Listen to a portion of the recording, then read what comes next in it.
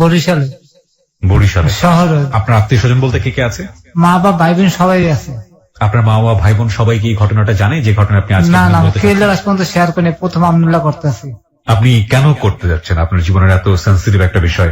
এই ঘটনার মধ্যে হাজার হাজার লোক জড়ো হয়ে যাবে। আমার মতন এগুলো অসুস্থ বহুত লোক করে সারবনি, উনি খুব খারাপ। এবং আপনি সচেতন করার জন্যই মূলত জি, এই আমি ঘটনাটা। চাইতেছি কোনো লোক যেন এই ভুলে আর না পারা না দেয়। আপনিও সামহাও ভুল করেছেন। আমি অনেকবার ভুল করছি, আজকে আমার হাত পা সবই খুঁয়েছে। আমি প্রিয় শ্রোতা, আমরা শুরু করছি ওনার জীবনের গল্প, একেবারে ছোটবেলা থেকে, যেখান থেকে মনে আছে আপনার জীবনের গল্প শুরু করুন, আমি শুনবো। আমার বাপ মা ওর মধ্যে কোনো মিল ছিল না, তার ভিতরে খুব খারাপ সম্পর্ক ছিল। মানে ঝগড়াঝাটি কেউ করতেন? খুব ঝগড়াঝাটি, মানে কেউ সহ্য করতে পারতো না। আচ্ছা, তো আমি খেলাধুলা করতাম, অনেক বেশি পছন্দ করতাম। ফুটবল লই সারাদিন পরে থাকতাম। খেলতে গেলে রাত্রে খেলে টেলে আর ঘরে উঠতে পারতাম না, কোনো মসজিদ টসজিদে ঘুমাই থাকতাম, সকাল পরদিন আবার খেলতে চলে কয় যেতাম। ভাই বোন ছিলেন আপনারা? আমি প্রথম ওই সময় একা ছিলাম, এখন বর্তমানে দুই ভাই এক বোন। আপনি সবার বড়? হ্যাঁ। জি, আপনি একাই ছিলেন। আপনার বাবা কি করতো? আমার আব্বা রিক্সা চালাইতো। রিক্সা চালাইতো। আচ্ছা, তো বাসায় সবসময় গন্ডগোল ছিল, আপনি ফুটবল খুব পছন্দ করতেন এবং রাতের বেলা বাড়ি ফিরতে পারতেন না যদি ফুটবল খেলে লেট হয়ে যেত, তাই তো? না, মানে খেলতে গেলে আর ঘরে ঢুকতে দিত না, কোথায় যে কাম করবে তারপর খাওয়া নিজেটা নিজে জোগাই আনো। তো আপনি রাতের বেলা মসজিদে ঘুমিয়ে থাকতেন জি, ভয়ে? ভয়। মায়ের তো খাইতেই দিত। হুম। আর আমার লোক মায়ের অনেক মায়ের দূর করতো, মায়ের অনেক মারতো। না, আপনার চেয়ে মাকে বেশি মারতো? আচ্ছা, আপনার মা? যে সামলাতে পারো না, তো পোলালে চলে যাওয়া হয় না। ও, লাস্টে আমি নিজে এক সময় হুম, চিন্তা করলাম যে প্লের একটা ঘটনা শুনছি হুম, যে হে খেলাধুলা লোক বহুত কষ্ট করছে, তা আমার মনের ভিতরে এগুলো একটা শখ জাগছে। হুম। আমি ওদিনকে রাত্রি লঞ্চ ছুটে ঢাকায় যাই, স্টেডিয়ামে টোকাই গুলো কাজ করি, ফুটবল খেলা আনা নেওয়া করি। দাঁড়ান এক মিনিট, এটা কত বছর বয়সে? আপনি তখন পড়াশোনা করছিলেন? আমি কোনোদিন স্কুলে খুব কম গেছি, আমার সবসময় খেলা মনে ছিল ফুটবল।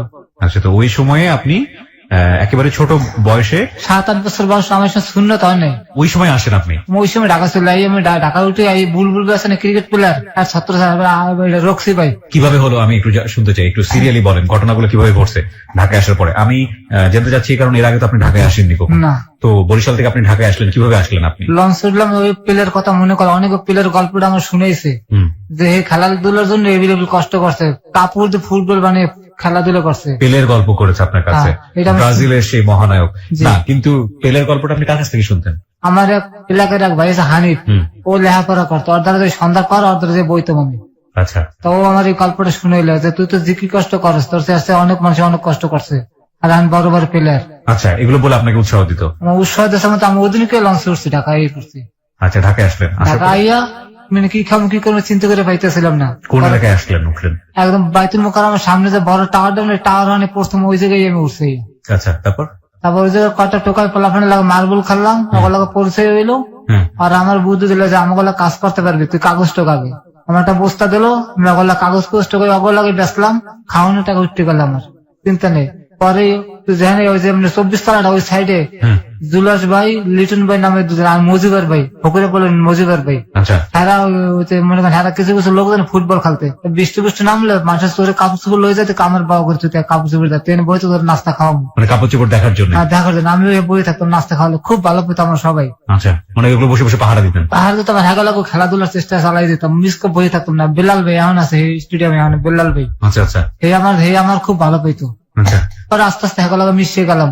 পরে এক পর্যায়ে স্টেডিয়ামে মালা ভাই নামে একজন লোক আছে, স্টেডিয়ামের যাতে টোকা আছেন হ্যাঁ সবারই এই কাজ দেয়, হ্যাঁ লাগা পরিচয় হে আমার স্টেডিয়ামের ভিতরে ঢুকতে দিল।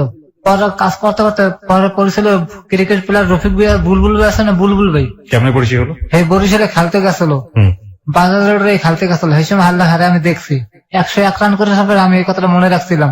পরে সব টোকাই গুলাকে বই রয়েছি, আমার ডাক দিচ্ছে, আমার গায়ে কোনো গেঞ্জি আসলো না, আমার ডাক দিয়ে তোর বাড়ি কমকে বলছিল, তোকে বরিশাল খেলতে গেছিলাম, আমাকে আমি চিনি তো, আপনি 101 রান করেছিলেন, হ্যাঁ তুই আমার চেঞ্জেস তাহলে। তারপর তারা একটা সিধু একটা গেঞ্জি গিফট করছিল, ভারত সিধু আছে না, এগুলো র্যাক সাদা আর লাল র্যাক র্যাক একটা গেঞ্জি হে হারে গিফট করছিল, এই গেঞ্জিটা আমার ব্যাগে কোনো বাদ করে আমার দেশে তৈরি করা, গেঞ্জি তো অনেক বড়, প্যান্টের মধ্যে ঢুকাইয়া একটা শর্ট প্যান্ট দিছিল আমার, এই পরে থাক এই হাল্লাকে মনে করেন মোটামুটি হলো, তাই হার আশা বই থাকতাম। কোন সময় ব্যাগ লই আমি স্টেডিয়ামের ভিতরে ঘুরতাম যাইতাম, যেদিকে যেতে যাইতে গইতো, যার সব 20 টাকা 50 টাকা দিত, ওই আমি খাইতাম। পরে মনে করেন পরিচয় হলো রক্সি বই লাগে, মহামডানি খেলতে সময় রক্সি ভাই। পরে হে আমার একটা জার্সি দিল 20 নম্বর, ও আরামবাগের যখন খেলতে আরামবাগের টিমের একটা জার্সি দিল 20 নম্বর প্যান্ট আর জার্সি, এইটা তুই গায়ে দিস। রাতে থাকতেন কই? স্টেডিয়ামের বারান্দায় ঘুমাইতাম। ওখানে কি আর কেউ ঘুমাতো নাকি? অনেক বহুত পোলাপন ঘুমাইতো। এখনো ঘুমায়? এখনো ঘুমাই, আমি এখনো তো ঘুমাই, এখানে ওখানেই ঘুমান? এখানে ঘুমাই, যে আপনারা না হওয়ার আগে আমি এখানে ঘুমাই। স্টেডিয়ামের কোথায় ঘুমান? এটা স্টেডিয়ামের? স্টেডিয়াম, পুরো স্টেডিয়ামের ভিতরে লোকজন ঘুমায়। ওইখানে আপনি ঘুমান? আমি আমার পছন্দের মতন একটা জায়গায় মনে করেন শুয়ে থাকে যে আপনার আসবাবপত্র কি আছে? কিচ্ছু নেই। এই যে একটা লুঙ্গি আছে, একটা লুঙ্গিটা নিচে লাসি, আর জুতাটা মনে করেন যে একটা পলিথিনের মধ্যে ঢুকাই মাথার তলে দিয়ে দিই, আর কিচ্ছু নেই। সারাদিন কিভাবে টাকা পয়সা কই পান? পরিস্থিতি যদি কেউ কাজ লগে মিলে দেখাতে হয় তাহলে তার আমি কতটা কই যে ভাই এই সমস্যা আছে, 10 টাকা 2-4 পয়সা যা দেয় ওইটা দিয়ে নিজে খান আর রাতের বেলা ঘুমায় থাকেন? হয় তো। ভিক্ষার জন্য হাত পাতেন? মানে কেউ কাছে সরাসরি হাত পাতে না, যে দাঁড়াই ভাই আমি এই সমস্যা আছে, যদি এগুলো কেউ বলে আর যদি কেউ কিছু দেয় তাহলে ওইটাই নি, ডাইরেক্ট হাত পাততে পারি না।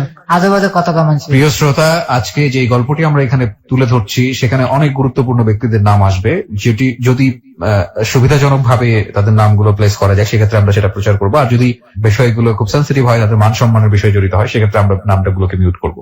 সো আপনারা প্রথমেই ওর সঙ্গে কথাবার্তা বলেই বুঝতে পেরেছেন যে ও আজকে যেসব ব্যক্তিদের নাম বলছে তারা ন্যাশনালি অনেক বিখ্যাত। ওকে, বলুন তারপর। তারপর স্টেডিয়ামে থাকতে তারপর দেখা গেল খুব ভালো সম্পর্ক হয়ে গেল। ওই সময় একটা প্লেয়ার বাংলাদেশ টিমে একটা ইয়ে ছিল, প্রেসিডেন্ট কাপ হয়েছিল একটা, তো ওই সময় ওমান্সের প্লেয়াররা ছিল। তা আমি কালো দেখে তো আমার বেশি পছন্দ করছে। আমার ডিউটি ছিল এক কাতলি গরম চা, রং চা, লেবু আর একটা বরফের টুকরো, এই নিয়ে প্লেয়ার মানে যে সাইড হ্যাঁ দিয়ে দিয়ে ডাকতেছিল আমারে। ওই ওমান্সের প্লেয়াররা আমার খুব পছন্দ করছিল। পর যেদিনকে খেলা শেষ হবে ওরা তো ঠকে গেছে, ওরা দেশে চলে যাবে, কুরবানি তৈরি ছিল আগে। তবে ওরা আমার একটা সিক্রেট খোসার মধ্যে ডলার দিছে, আর সে দিতে পারে না, জানলা দিয়ে মেলা মারছে, আমার গায়ে পড়ছে, ওই এক হিজুন্সি দেখছে, আমার লড়াতে স্টেডিয়ামের ভিতরে লয়ে গেছে। আমি যাই টাকাটা আমার পরিস্থিতি দেখা আছে, হ্যাঁ ডলারটা দিলাম, ভাঙ্গাই আমার কত 1000-2 টাকার মতন মনে দিছে, ওইলে আমি বাড়ি চলে গেছে, আর আমার স্টেডিয়ামে থাকা হইলো না। কতদিন পরে, আনুমানিক কতদিন পরে বাড়ি গেলেন? 9 মাস। আমার মা কইছে আমি 9 মাস পরে আমার দেখছে। 9 মাস পরে বাড়ি গেলেন, এই এতটুকু টাকা নিয়ে 9 মাস পরে। 9 মাস বাড়ির কথা মনে পড়তো না? মনে পড়তো না আমার, খালি মনের মধ্যে সকাম প্লেয়ার সবল খালি খেলাধুলা পরে থাকতাম। আউটার স্টেডিয়াম যেটা মনে করেন আউটার স্টেডিয়াম আছে না, যেটার মধ্যে মনে করেন গাড়ি পার্কিং করছে, ওইটা ছিল যে খেলাধুলা, ওইটা হ্যান্ডবল খেলাতে ওইটার ভিতরে। ওইটার মধ্যে বেলাল ওই আমাকে কাবাডি খেলার লোক টোকাই গুলো একটা টিম করছিল, টোকাই টিম কাবাডি, এটার মধ্যে আমি খেলছি। তারপর পাইনিয়ার খেলছি আমি অনেক বিভিন্ন জায়গায় খেলতে যাইতাম। ছোট মানুষ কিন্তু আমি মনে করেন মিডফিল্ডে খুব ভালো খেলতাম, আমার সবাই লয়ে যেত লক্ষ্য করিয়া, খালি মনে একটা আশা প্লেয়ার পারলাম না। ঠিক আছে, শুনি আমরা। 9 মাস পরে বাড়ি গেলেন, তারপর? বাড়ি যাই মনে করেন মা বাবার লোক মিশতে কেমন জানি ঢাকার কথা ভুলে গেলাম। পরে এক পর্যায়ে মনে আমার হানিফ কাকে তুই ঢাকার কি অবস্থা, তুই তো গেলে জিত করে প্লেয়ারই দেখাবি আমাকে। ওই যে লোকটা আপনাকে পেলের কথা বলছে? জি। তোর ঘটনা তুই তো মনে করেন হ্যাঁ এই সব ভুলে গেলি। আবার আমি লঞ্চ উঠলাম, ওর কত লগালগ আমি লঞ্চ উঠছি, আমার তো ভাড়া লাগে না। লঞ্চ উঠতে আবার ঢাকা এলাম, আবার মনে করেন হেগা লগা রইলাম। এক পর্যায়ে একজনের লগা পরিচয় হইলে, football player police team IG team আছে, আইজি টিমের সেলিম স্যারের লাগে পরিচয় হইলো।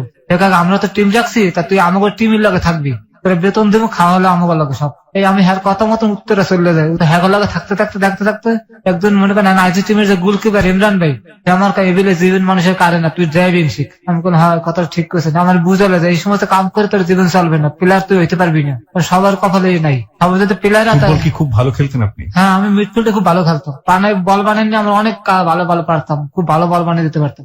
গায়ে পাওয়া ছিল না কিন্তু আমার, কিন্তু আমি এই জিনিসটা খুব ভালো পারতাম। আচ্ছা, তো আপনাকে কে পরামর্শ দিল?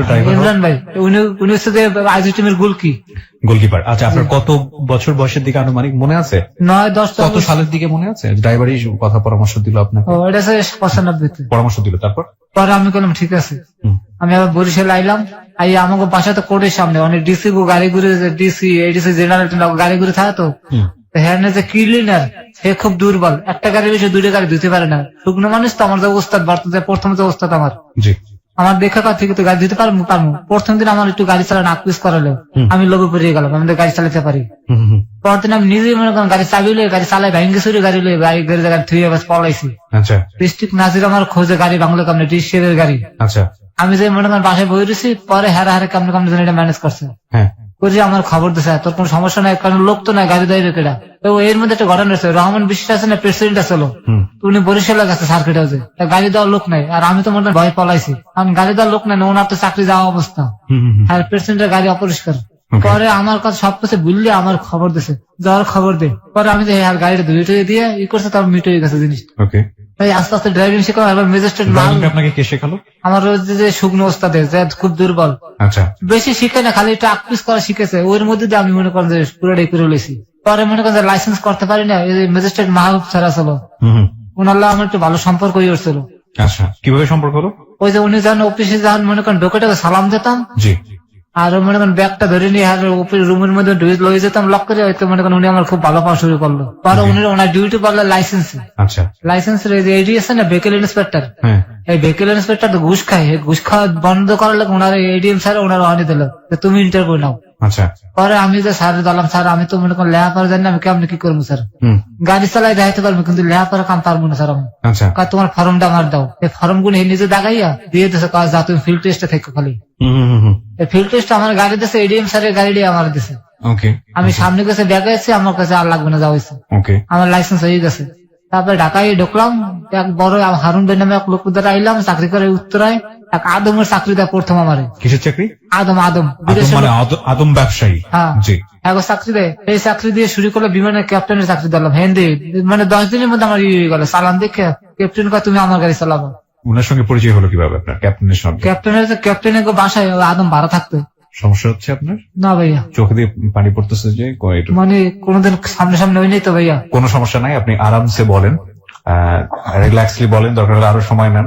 আপনি একদম পরে আমাকে ক্যাপ্টেন বলতেছেন। হিসেবে আমার নিয়ে বিমানের ক্যাপ্টেন আসলো, হ্যাঁ ডিউটি করতে রইলাম আস্তে আস্তে আমার মানে পরিবর্তন হইতে আছে। পরে লাগলাম এবি ব্যাংকে চাকরি, মানে খুব দ্রুত আপনার উন্নতি হচ্ছে, খুব দ্রুত আমার চাকরির পরিবর্তন হইতেছে। ওর উত্থানটা বুঝতে পাচ্ছেন, মানে একেবারে গ্রামের রজপাড়া গায়ে থেকে উঠে এসে ও কিভাবে ড্রাইভিং শিখে বড় বড় গুণী মানুষদের ড্রাইভার হয়েছে, গাড়ি ড্রাইভার, এবং ওর উত্থানটা আপনারা দেখতে পাচ্ছেন যে কত ড্রামাটিক্যালি, কত দ্রুত। আচ্ছা বলুন তারপর। তারপরে আমি একদিন মনে করেন যে ম্যাডাম স্যারের যে বউ, এবি ব্যাংকের স্যারের বউ, উনি খুব রাগী মানুষ, ওনার আমার লাগে কথা কাটাকাটি গাড়িতে বইয়া। আমি ক্যান্টনমেন্ট দিয়ে মনে করেন যে আমি ইসিয়া ছিলাম, আজিমপুর একটা কমিটি সেন্টার আছে, আচ্ছা ওই কমিটি সেন্টার দাওয়াত খাইতে আছে, তার স্যারের আমরা লইয়া তারপরে এক লগে দাওয়াত খাইতে যাবো। ওকে, কিন্তু ম্যাডাম আমার এমন ভাবে মনে করেন যে ঝগড়া লেগে যায় গাড়ির ভিতরে বইয়া, ঝগড়া লেগে গেছে। হ্যাঁ ঝগড়া গেছে, কিন্তু আমি আর সহ্য করতে পারবো না। হে কইতে স্যার আমি গাড়ি চালাইতেছি, আচ্ছা কচুঘাতের মুখে এক সময় একটা টেম্পু, যে লেগুনে বড় টেম্পু গুলি আছে না, ওই টেম্পু মারিয়ে দিই, আমার বন্যাটা একদম মনে করেন ভাঙ্গে পিছনে চলে যায়। এটা কি ওনাদের ঝগড়ার impact ঝগড়ার পড়ে? কারণে আমার সেন্স আসলে ওনার দিকে, গাড়ি চালানোর দিকে আসলে না। একটা বিষয়ে এখানে একটু সবাইকে সতর্ক করতে চাই, বিশেষ করে রিক্সাতে যারা চড়েন, রিক্সাতে বিশেষ করে কাপল যারা আছেন, বয়ফ্রেন্ড গার্লফ্রেন্ড এবং অনেক সময় হাজবেন্ড ওয়াইফ, যাই হোক না কেন, রিক্সাতে উঠলে আমরা এমন ভাবে কথা বলা শুরু করি বা এমন আচরণ করি, আমরা ধরেই নিই যে রিক্সাওয়ালা কিছু শুনছে না। একইভাবে সিএনজিতেও আমরা এই ধরনের আচরণ করি অনেক সময়, এবং গাড়িতেও। কিন্তু অত্যন্ত সেন্সিটিভ বিষয়গুলো আমরা অনেক সময় এই জায়গাগুলোতে করে ফেলি এবং আমরা ধরেই নিই যে তারা আসলে কিছু শুনছে না, কিন্তু তারা শোনেন। এই তৃতীয় পক্ষকে আমরা অস্বীকার করি, আসলে অস্বীকার করার কিছুই নাই, এবং এটা তাদের উপরে ইম্প্যাক্ট ফেলে। এবং এই যে অ্যাক্সিডেন্টের কথা বললো, এরকম অ্যাক্সিডেন্ট হওয়ার হামেশাই হয়। সুতরাং গাড়িতে উঠে যত সম্ভব নিজেদেরকে কন্ট্রোলে রাখুন, এবং এটা আপনার জন্যই ভালো। বলুন তারপর। পরে অ্যাক্সিডেন্ট করার পর স্যারে আমার অনেক ভালো জানতো, উনি আমার খুব পছন্দ করতো। স্যারে উনি ডিউটি ছিল 2 মায়ের স্কুলে নেওয়া আনা, উনি গাড়ি পেতেন, উনি এর গাড়ি পেতেন না, আচ্ছা ব্যাংকের গাড়ি, কিন্তু উনি গাড়িতে উঠতে পারতো, উনি বাসে যেত।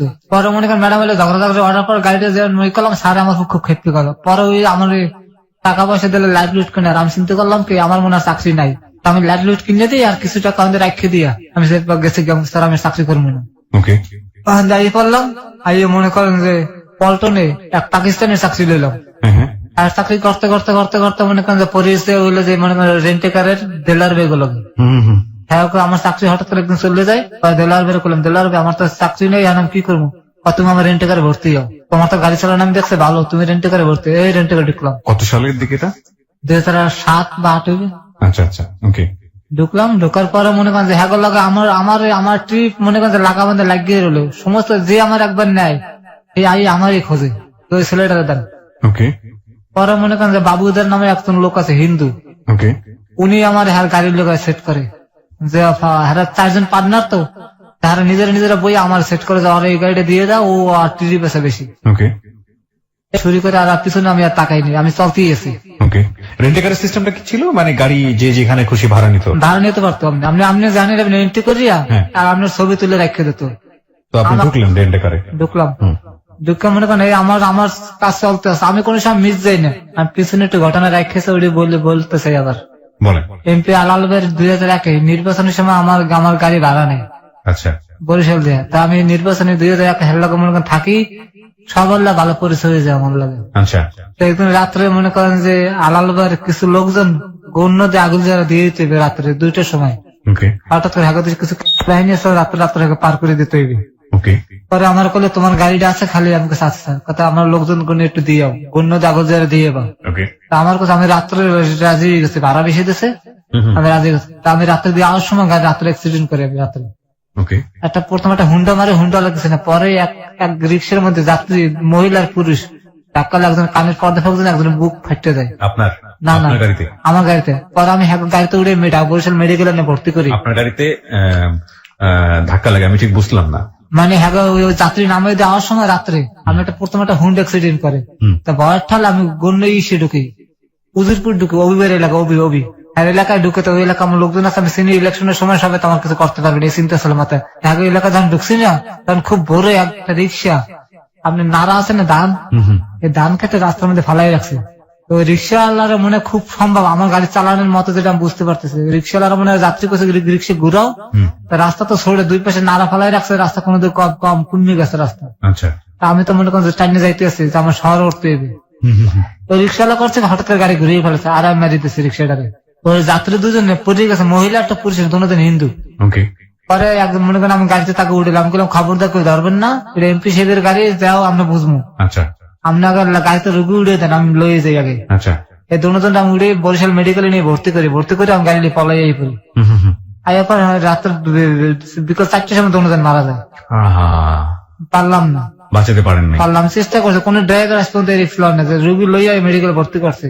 আমার কাগজপত্র দেখে ম্যাজিস্ট্রেট আমার জামিন দিয়ে দিছে। ম্যাজিস্ট্রেট জামিন দিয়ে দিল মানে? ঠিক বুঝলাম না, আপনাকে ধরছিল নাকি? আমি সারেন্ডার করছিলাম। কেন? আমার নামে তো মামলা হয়েছে এই রোগী তুলার কারণে গাড়িতে? হ্যাঁ। না না না, তাহলে আমি গাড়ি অ্যাক্সিডেন্ট করছি না, গাড়ির নাম্বারটা আমার গাড়ি হুদ্দে জব্দ হয়ে গেছে। আচ্ছা। থানা ধরলে হয়ে গেছে। আচ্ছা। নেওয়ার পর আমার নাম মামলা হয়েছে, বাপ ঠিক না, একজন ধরা পড়ছে, আমার হেল্পারটা ধরা পড়ছে। তবে আমি সবকিছু করে দিয়েছে, আর কোর্টের পিছনে বাসা মতো সবাই ছিলেন। মামলার পরে আমার মামলায় লেখে দিয়ে গেছে, পুলিশ যে দারোগা ইমরান স্যার ভালো আসলো, যে ড্রাইভার চেষ্টা করছে, যে বাঁচানো পারে নাই, মেডিকেলে ভর্তি করছে, এই কথার উপরে আমার জামিন হয়েছে। ওকে। ওকে। তা আমার যে উকিল ছিল, এ কথা স্যার এই ছেলে যদি খারাপ হতো তাহলে রুগী মেডিকেল আনতে না, রাস্তায় ফেলাই থুই যেত। ওকে। আর চেষ্টা করছে, বাঁচানো পারেনি, এই জামিন হয়ে গেল? জামিন হয়ে গেল।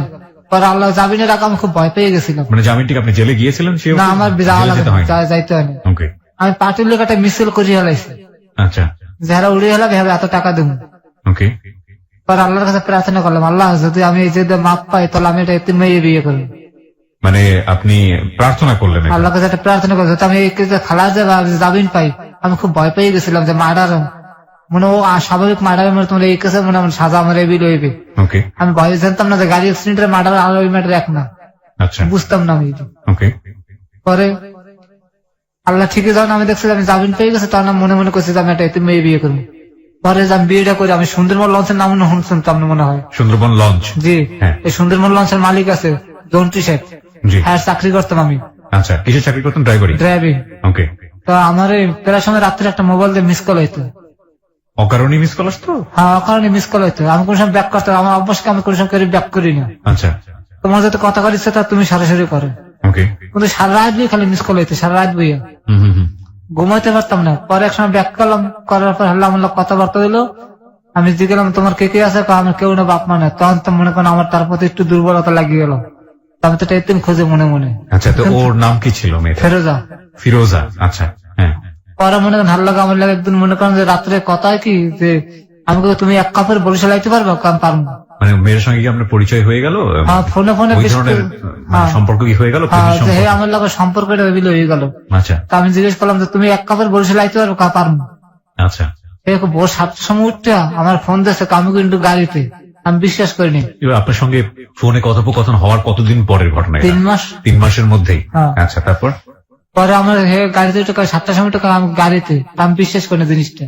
আমি মনে করেন বাসায় ডিউটি করতে আছে ম্যাডামের, আর বাচ্চা করে ডিউটি। পরে মনে করেন 4টার সময় আমার বরিশাল ফোন দিয়েছে, আমি নতুল্লা বাস। কিসের লাগে? নতুল্লা বাস। আমি বাস স্ট্যান্ডের নাম আছে নতুল্লা বাস। আচ্ছা আচ্ছা। তখন আমি আমার পাশে একটা ছোট ভাই আসলো রফিক নামে, আমার সবসময় কারণ রফিক ঘটনাটা ঠিক আছে, এভেলেবল ঘটনা মেয়ে তাই পড়ছে, চল ফারুক আগে দেখে লই।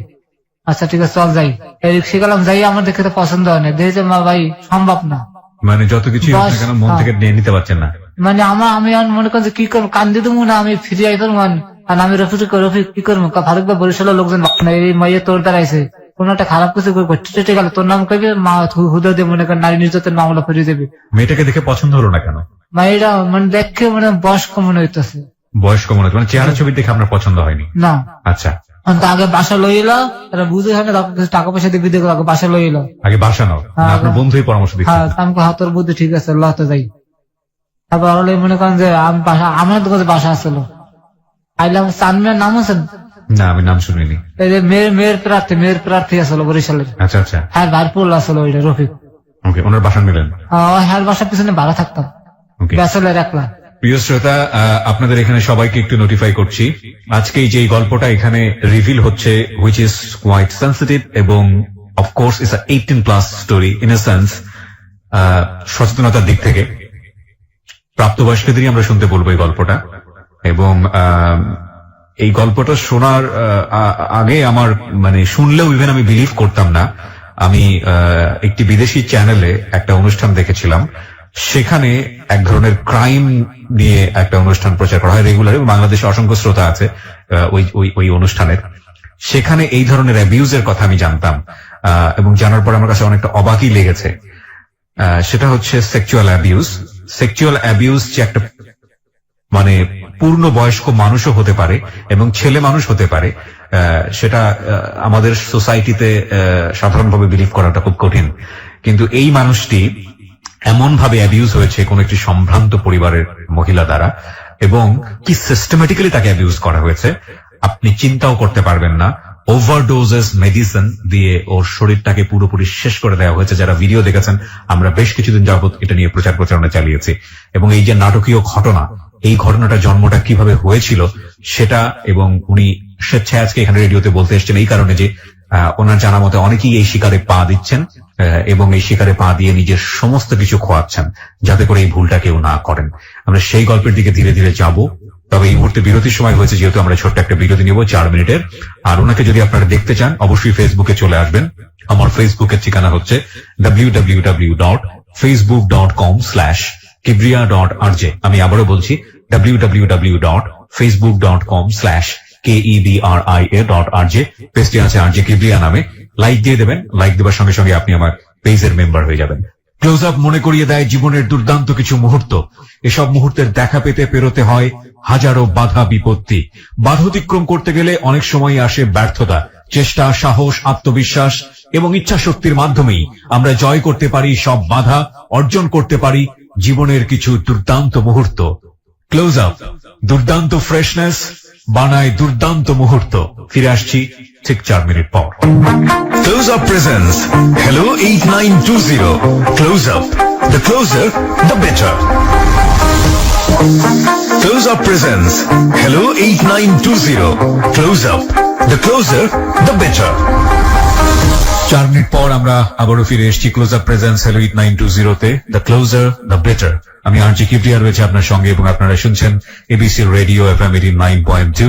এখানে আজকে জীবনের গল্প বলার জন্য আছে ফারুক। তার জীবনের যে অবর্ণনীয় গল্প, সেটা কিছুটা হলেও আপনারা আজ করতে পারছেন, কিন্তু আমরা সেই গল্পের ভেতরে এখনো প্রবেশ করিনি। আমরা সেখানটায় যেতে চাই ধীরে ধীরে। ক্লোজ আপ মনে করিয়ে দেয় জীবনের দুর্দান্ত কিছু মুহূর্ত। এসব মুহূর্তের দেখা পেতে পেরোতে হয় হাজারো বাধা বিপত্তি। বাধা অতিক্রম করতে গেলে অনেক সময় আসে ব্যর্থতা। চেষ্টা, সাহস, আত্মবিশ্বাস এবং ইচ্ছা শক্তির মাধ্যমেই আমরা জয় করতে পারি সব বাধা, অর্জন করতে পারি জীবনের কিছু দুর্দান্ত মুহূর্ত। ক্লোজ আপ দুর্দান্ত ফ্রেশনেস বানায় দুর্দান্ত মুহূর্ত। আমি আরজে কিবরিয়া রয়েছে আপনার সঙ্গে, এবং আপনারা শুনছেন এবিসি রেডিও FM 89.2। এখানে আজকে জীবনের গল্প বলার জন্য আছে ফারুক। তার জীবনের যে অবর্ণনীয় গল্প, সেটা কিছুটা হলেও আপনারা আজ করতে পারছেন, কিন্তু আমরা সেই গল্পের ভেতরে এখনো প্রবেশ করিনি। আমরা সেখানটায় যেতে চাই ধীরে ধীরে। ফারুক, আমরা যেখানটায় ছিলাম, ব্রেক নিয়েছিলাম যেখানে, বলুন তারপর। ওই বাসায় তো আবার নিয়ে আইলাম, আর পরে আমার তো পছন্দ হয় না। মানুষের জন্য ও কইতেছে যে আমি এতিম মানুষ, এখন যদি আমার ফেরত পাঠায় দাম বাইরে দেওয়া থাকে, তাহলে আমার আর ঘরে ঢুকতে দেবে না। মানুষের কাছে এই ধরনের কথা বলতেছে? আচ্ছা। আর এলাকার যারা মুরব্বী, আর আমার পক্ষে চলে গেল, আর আমার পক্ষে কেউই নেই। তুমি এতিম মেয়ে আনছেন, তোমার বিয়ে করতেই হবে। পরে কি আর করা বাধ্য হয়ে মনে করেন লোকজন ডাক্তার ঢুকে রাত্রে মনে করেন বিয়ে হয়ে গেল। বিয়ে হয়ে গেল? কত সালে বিয়ে করলেন আপনি, মনে আছে? হ্যাঁ, কত সালে? 2009 জুন মাসে। 2009 সালের জুন মাসে? জি। আচ্ছা, 9 তারিখ। আচ্ছা। বিয়ে করলেন আপনি, তারপর? বিয়ে করার পরে তারপরে আস্তে আস্তে দেখে যে আমার লাগে প্রতিটা দিনই মনে করেন হেলা আমার লাগে আমার মা বাবা যেগুলো করতে হেরা অবস্থায় সেই ঘটনা করতেছে। মানে ঝগড়া হয়েছে? বরিশাল থাকবে না, ঢাকায় ঢাকায় আসবে? ঢাকা তার স্বামী আছে, বাচ্চা আছে, হেতার আমি জানি না। জানলেন কিভাবে? মাতৃত্ব দেখাচ্ছে না যে আপনারা বুঝছেন কিনা জানি না। মাতৃত্ব দেখা, হ্যাঁ, প্রেগনেন্সি স্পট জি। যেটাকে বলে, হ্যাঁ। হ্যাঁ, ওই দাগ আমি তার শরীরে দেখতে পাই। আর আমি জিজ্ঞেস করলাম এটা কিসের দাগ, তা আমার গায়ে খেজুরের রস পড়ছিল। তার মাথাটা মনে করেন যে আমার গা অতটা চিন্তা করিনি। আর পরে আমি ঢাকাই করি আর লই যে না মার দ্বার কদিন রইলাম দেখে মা বাবার লাগা যা আছে কইতে আছে। আমি বললাম যাক ঘরে সংসার আগে বাসাই লই আগে বিয়ে দান করছে তাতে হালাই তো আর দেওয়া দেবে না। ঢাকায় নিয়ে আসি। ঢাকায় মনে করেন এসে রইলাম রামপুর টিভি সেন্টারের পিছনে ভাড়া রইলাম। ওই সময়টাতে আপনি কি করেন? ওই গাড়ি চালাই আমার লোক ভালো ভালো মালিকের লোক পরিচয় রয়ে মানে গেছে। কি কোনো মালিকের গাড়ি চালান নাকি রেন্টের কার চালান? রাতুল লঞ্চের মালিকের গাড়ি চালাই। আচ্ছা, প্রিয় শ্রোতা, আজকে যে গল্পটা ও বলছে ওর যে রেফারেন্স আপনারা শুনেই বুঝতে পারছেন যে কতটা অথেন্টিক এই গল্পটা। ওকে, বলুন তারপর।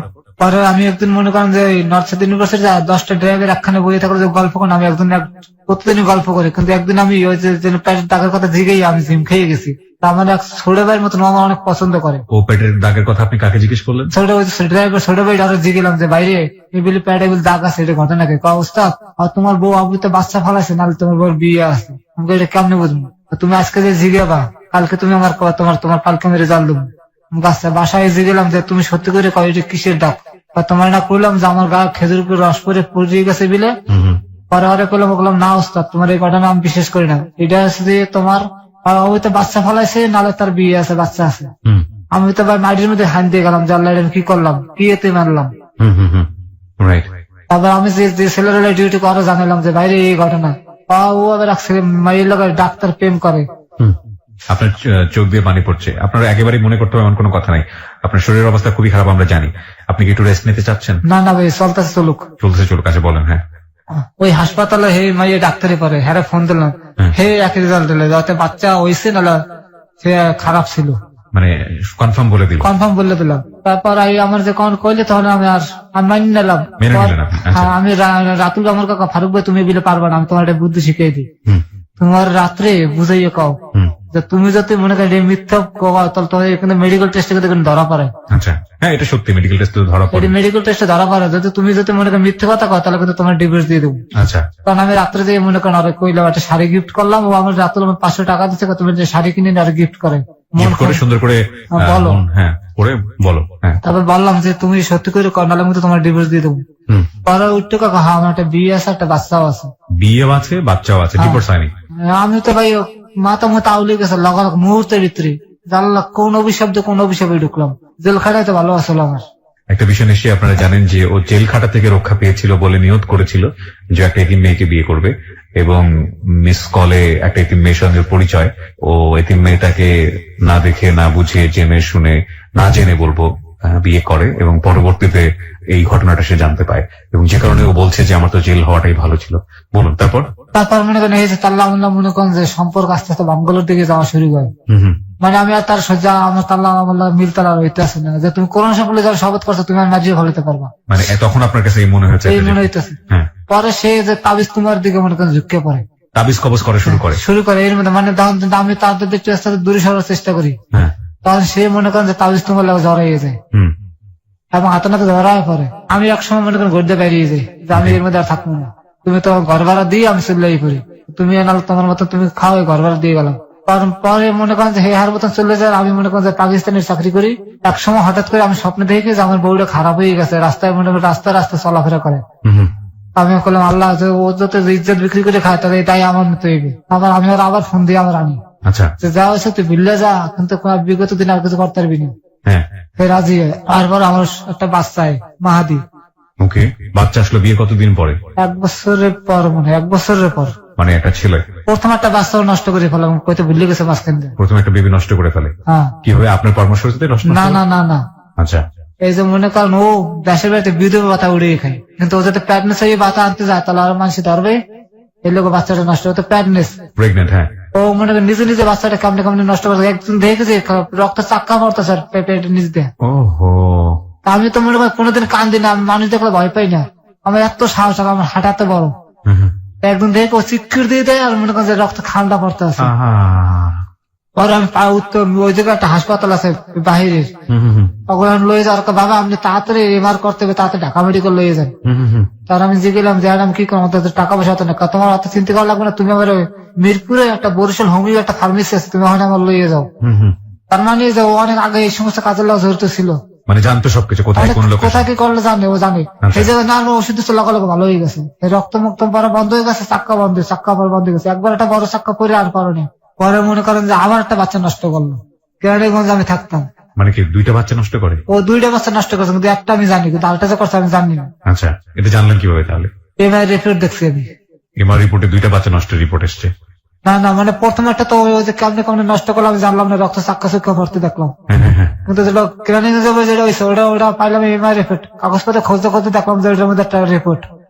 আল্ট্রাসাউন্ড আল্ট্রাসাউন্ড করা আসলো, মানুষের জিগেলাম বা এটা পরে শুনেন তো আমারে, আপনার বউকে প্যান্ডেস আসলো, তা আমি মনে ভালো মতো কিছু হ্যাঁ আসলো, তাই উনি তো বাচ্চাটার ই করে আনছে, এমআর করছে। এই মনে করেন হার পথে দেবেন একখানে মনে উঠতে গেল, হ্যাঁ হার মতন থাই, আমি আমার মতন থাই। আচ্ছা, এটা হচ্ছে আপনাদের বাচ্চা হওয়ার আগের? হ্যাঁ, এই যে মাহাদেব আর আগের ঘটনা। জি। পরে মাহাদি আমি চিন্তা করলাম একটা বাচ্চা হতে না, আমার একটা বাচ্চার খুব শখ। পরে একটা বাচ্চা হলো নাম মাহাদি, মনে করেন ও যখন মনে করেন 4 মাস বয়স বাচ্চাটা ঘুরতে পালাই যাই গা, আপনার কাছ থেকে পালিয়ে যায়। হ্যাঁ, আমি নোয়াখালী ট্রিপে যাই, ও করতে যে আমি বাচ্চাটা দুধের টাকা দিয়ে যেতাম, ওই টাকা নিয়ে আর ওই বাচ্চাটা দিয়ে যেত, কিন্তু আমার বাচ্চাটা সুজি খাওয়াই রাখতো, চাল গুড়ি করে খাওয়া। মানুষ আমার কইছে যাওয়ার পরে। ওইটা কি মানে ওই হাজবেন্ড কি উনি ডিভোর্স দিয়েছিল? আমি মামলা চলতেছে এটা আমি জানি, যে ও মামলা করছেন না। আমি এই মহিলা মামলা করেছে? হ্যাঁ। আগের হাজবেন্ড কি ছিল পেশায়? পেশায় রাজমিস্ত্রি ছিল। রাজমিস্ত্রি ছিল। চোখে যে ডান চোখ দিয়ে আপনার এরকম পানি পড়ে, এটা কি সবসময় পড়ে নাকি না, আজকেই? আজকে প্রথম হচ্ছে এরকম? আজকে মানে মানে কান্দাইতেছে, পারতেছে না রাখতে ভাইয়া, কি করবো আমি, কি আমার হাত আছে পাওয়া আছে চলতে পারি না। আপনার বাম চোখ দিয়ে যে পানি পড়ছে না, শুধু ডান চোখ দিয়ে পড়ে, এটা কি মানে সবসময় হয়? না, আজকে প্রথম, মানে শুধু ডান চোখ দিয়ে হচ্ছে এরকম? প্রিয় শ্রোতা, এখানে একটা বিষয় বলে রাখি, ওনার শরীরটা কিন্তু খুবই খুবই বাজে অবস্থায়। উনি কিন্তু, ওনাকে দেখলে আপনারা বুঝতে পারবেন, একটা স্ক্র্যাচে ভর দিয়ে, আপনারা ভিডিওতে হয়তো বা দেখেছেন, একটা স্ক্র্যাচে ভর দিয়ে হাঁটেন উনি। একটা কাপড়, পলিথিন ব্যাগ, সেটার মধ্যে ওর এক সেট কাপড় থাকে, ওটা নিয়ে উনি এই স্টুডিওতে এই মুহূর্তে, এবং ওনার হাঁটার সামর্থ্য নাই, খুবই বাজে অবস্থা। এক চোখ দিয়ে যখন পানি পড়ে কন্টিনিউয়াসলি, সেটা এক ধরনের সিনড্রোম, এবং উনি কিন্তু স্ট্রোক করা রোগী। সুতরাং কিছু বিষয় আমাদেরকে কনসিডার করেই ওনার স্টোরিটা এখানে প্রচার করতে হচ্ছে। আশা করছি আপনাদের সেই রকম ধৈর্য থাকবে। বলুন তারপর। তাহলে বাচ্চাটা পলাই জায়গা, আমার জিনিসপত্র বাড়ি এলে লেগে জড়িতে আসলো। পরে আমি বাচ্চা খুঁজতে না পাই, আমি পরে একসময় শুনি যে বরিশাল গেছে মার দ্বারে। আচ্ছা। আমি তাড়াতাড়ি মার দ্বারে যাই, যাই মা বাচ্চা দেখাও আমার আগে, দিয়ে আমার বাচ্চা পাইছি। আচ্ছা। কিন্তু বাচ্চা আমার দেবে না। বাচ্চা দিবে না? আমি যা কর মার দ্বার থাকবো, ভালো তো থাকবে, আমার বাপটা একদিন কইলে কইবে। আমি আর জোরাজোরি করলাম না, বাবার আই পড়লাম। আমি এই সময় চানপিন শাড়ি আছে না, চানপিন শাড়ির মালিকের চাকরি করি, সালামাজি। আচ্ছা। এই চাকরি করার অবস্থার ঘটনা আপনার আমি কইতে আছি। পরে মনে করেন যে হে কিছুদিন পর ঢাকা আইয়ে মনে করেন হেয়ার মতন থাকে, ওই বাচ্চাদের ভিক্ষে করে। বাচ্চাদের ভিক্ষে করে? হ্যাঁ। পরে আমি উকিলের আলাপ করলাম যে স্যার আমার বাচ্চা আমার কেমন নিতে পারেন, টাকা পয়সা যা লাগে আমি দিব আপনার। উনি একটা মামলা করলে একটা ডিভোর্স করাই দিল আমার কোর্টের মাধ্যমে। সে পলাই গেছে, চুরি মামলা দিয়ে একটা ডিভোর্স করাই দিল আমার উকিলের বুদ্ধি, তো আমি কিছু করিনি। আরে বাচ্চার লেগে একটা মামলা করেছে, কাগজপত্র আমাদের আছে, আপনার আমি দেখাতে পারলাম না। আমি জানি ভালো আসছিলাম, হ্যাঁ এই বাসায় সবকিছু আছে আমার। ঠিক আছে, সমস্যা না, আপনি বলুন আপনার মতো করে। পরে ওই কাগজপত্র হেরা উকিল ডিভোর্সটা করাই দেয়। পরে তো মনে করেন আমি ঢাকা রেন্টে করার লাগে জড়াই দেয়। এদিকে বউ বাচ্চার কথা আমি এখন ভুললেই যেতে আছে, কিন্তু আমার প্রতি আমার কোনো ইয়ে ওঠে না। তারপর আপনি কি করলেন? পরে আমি তো রেন্টে করার লাগে জড়াই গেলাম, রেন্টে কারের সাথে জড়িয়ে গেলেন। এই সময়টা থেকে আপনার স্ত্রীকে আপনি ডিভোর্স দিয়ে দেওয়া বা এরকম কোনো চিন্তা ভাবনা করলেন যে আপনি যখন রেন্টে কারে জড়িয়ে যাচ্ছেন বা এরকম কোনো কিছু? উকিলে আমার জড়াই করাই দিল। উকিলে কি করে দিল? আমি বাচ্চা চাইলাম, বলে বাচ্চাটা তুমি এই পাকা ডিভোর্স দাও। আচ্ছা, ডিভোর্স দিয়ে দিতে বললো? হ্যাঁ। তারপর উকিলে মনে করে হ্যাঁ ছবি চাইলে ছবি দিলাম, আমার ছবি দিলাম, বাচ্চার ছবি দিলাম, উকিল একটা চুরির মামলা দিয়া হ্যাঁ ডিভোর্স করাই দিল। চুরির মামলা মানে হচ্ছে আপনার ওয়াইফ চুরি করেছে, চুরি করে পালাই গেছে। চুরি করে পালিয়ে গেছে, এটা দিয়ে সে ডিভোর্স করিয়ে দিল। আপনার কোনো সমস্যা হলো না? না। আচ্ছা, আপনার ওয়াইফ কোনো অ্যাকশনও নিল না? না। আচ্ছা। পরে আমি ওয়াইফ জানতো যে আপনি তাকে ডিভোর্স দিয়েছেন? সবাই আমি জানাইছি যে আমি তার কিন্তু ডিভোর্স দিয়ে দিছি। কিছু নেই, বাচ্চাটাও নিয়ে চলে গেল? হ্যাঁ, বাচ্চাটা আমি দাবি করতে, কিন্তু বাচ্চা আমার দেখায় না, ধরতেও দেয় না। আচ্ছা, তারপর? মাঝে মাঝে টাকা পয়সা লয়ে যেতে, টাকা পয়সা দিলে বাচ্চাটা দেখতে পাই। টাকা পয়সা দিলে বাচ্চাকে দেখতে দেয়? 500 টাকা দিলে আর ফল টল কিনে দিলে বাচ্চাটা দেখায়। আচ্ছা, ওই বাচ্চা কি এখন আপনার কাছে আছে নাকি? বাচ্চার মার কাছে কেরানীগঞ্জ আছে বাচ্চা বর্তমানে। বাচ্চার বয়স কত? 4 বছর। 4 বছর বয়স, তার মানে এটা 4 বছর আগের গল্প। জি। পরে আস্তে আস্তে আস্তে মনে করেন যে বাচ্চা রেন্টে কারের গল্প বলছিলেন? যে রেন্টে কার মনে করেন আমি যারাই গেলাম, হঠাৎ করে একদিন আপনাকে বসে একটা ছেলে পুরান টাকা থাই হুম। আর এ করলো যে আর একদিন আমি বিয়ে ডিউটি করছিলাম হ্যাঁ করলাম পরে এই লোকটা আমার একদিন এই স্থানে আমার খোঁজে যে ফারুক নামে একটা ড্রাইভার আছে পরে আমার দাদা পরে আমার কন্টাক্ট আছে 500 টাকা 5,000 টাকা ভাড়া এই 1,000 টাকা হয়ে নেবে 4,000 টাকা আমার দেবে হারে দিতে আমি রাজি হয়ে গেছি পরে ম্যাডামের দ্বারা লই আমার এই কিন্তু আপনি মেন ঘটনা আমি আইতেছি এখন আচ্ছা, মেন ঘটনা যে ঘটনা আমরা ফেসবুকে প্রচার করেছিলাম, যে কারণে আজকে উনি এই অনুষ্ঠানে, সেই ঘটনার ভিতরে আমরা ঢুকছি এবং ওনার যে ব্যাকগ্রাউন্ড সেটা আপনারা শুনলেন। জি, আমরা বিস্তারিত শুনতে চাই আপনার কাছ থেকে, একেবারে ইন ডিটেল, কোনো কিছুই খুব স্কেপ করবেন না, আপনি আচ্ছা। বলেন। হ্যাঁ, পরে ওই লোকটাই আমার যে 5,000 লোকটা টাকা আপনাকে ভাড়া করলো রেন্টেকার, কি বলে ভাড়া করেছিল? করলো যে 5,000 টাকা ভাড়া কাগজে লেখা থাকবে তুমি 4,000 নেবে 1,000 আমার দেবা আচ্ছা আমি রাজি হয়ে গেছি আচ্ছা, ওই সময়টাতে আপনাকে বললো যে আমার 5,000 সারাদিন ঘুরবে মানে সকাল 9টায় যাবো হুম, বিকাল 5টা হে যতক্ষণ না ছাড়া থাকতে 5,000 টাকা ভাড়া আচ্ছা, আপনি রাজি হলেন? আমি রাজি হয়ে গেলাম কারণ মানে মালিক উনি শুধু ঘুরবে? ওই ম্যাডামে খালি ঘুরবে কত ছিল এইটা প্রথম আচ্ছা, পরে আমার লই মনে করেন যে বনানি আপনার লোকেশন বাড়ির নামটাম কইতে হইবে বলেন। আমি যদি বনানি একটু মনে করেন যে ঢুকলাম ঢুকে একটু হাতার ডান দিক দিয়ে একটা ভিতরে একটা রাস্তা আছে একদম ওই চেয়ারম্যান বাড়ি বেরিয়ে যায় জি, একটা যাওয়ার আগে এটা আছে না গলির মধ্যে 2টা নতুন বাড়ি একটা বাড়িটাই উনি থাকে ভাড়া থাকে কেনা না ভাড়া ওকে।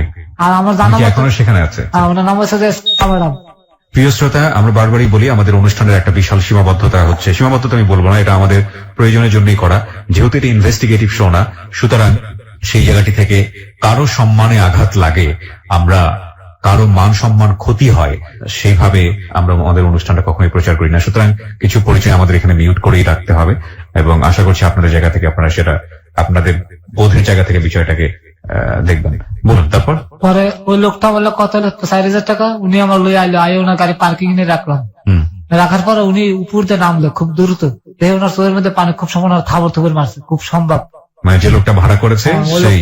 ওই লোকটাকে আচ্ছা, তো সে আই আমার তাড়াতাড়ি 4,000 টাকা দিয়ে কাকে আমি 1,000 নিলাম কিন্তু প্রতিদিনের যে 1,000 টাকা এটা তুমি আমাদের বিকাশ করে দিয়ে দেবা 8,000 মানে প্রতিদিনই আপনাকে 5,000 টাকা করে দিবে এরকম কথা? এগুলো কথা তাহলে তো আপনি তো মারাত্মক রকমের একটা অফার পেয়েছেন।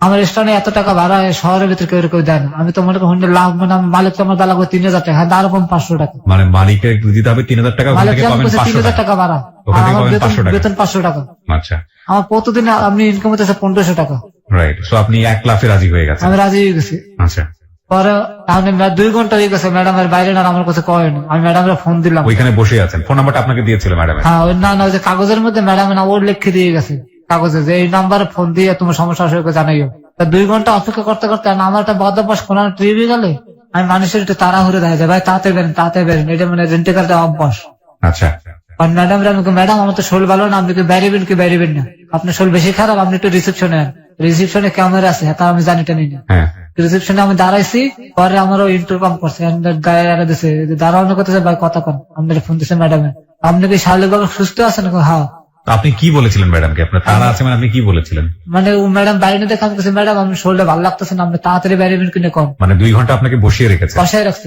বসিয়ে রাখার পরে আপনি যখন ম্যাডামের সঙ্গে কথা বলেছেন তখন বলেছেন যে আমার শরীর ভালো লাগছে না, হ্যাঁ আমার একটু তাড়া আছে, আপনি বের হবেন কিনা বলেন। হ্যাঁ। তখন ম্যাডাম আপনাকে উপরে ডেকেছে? না পরে মা ইন্টারকমের সামনে যাইতে কইছে কত আপনি ক্যামেরার সামনে আন। ক্যামেরার সামনে আসেন? আচ্ছা, হ্যাঁ। ইন্টারকমের সামনে আমার আসেন। দেখলো মনে হয় খুব সম্ভব উনি আচ্ছা, মানে যা যা বাইরে বললো- থেকে দেখেছে?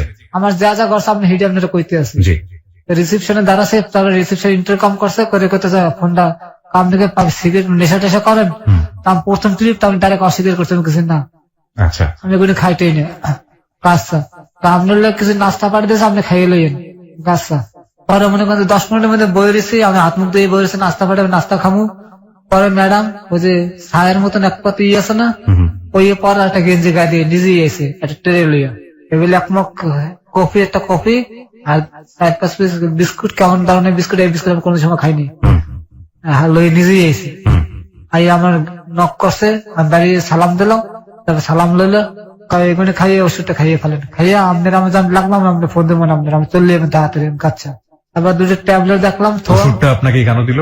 আমি জানি না কিলো ওই সময় পরে জানলাম না, যে আপনার কোনো কোশ্চেন তৈরি হলো না যে ওষুধটা হঠাৎ আমি করে কেন দিল? দুর্বলের লোক কথা কইছে মনে হয় হেই লেগে দিছে মনে মানে হয় বলছে আমার শরীর খারাপ লাগতেছে সেই কারণে দিল কিনা?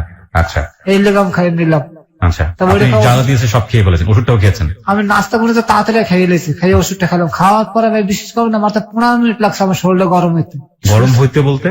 আমার শরীর মানে একটা পুরুষের যে মনে করেন যে ক্ষোভ, ক্ষোভ আমার শরীরের মধ্যে দাঁড়িয়ে পড়ছে।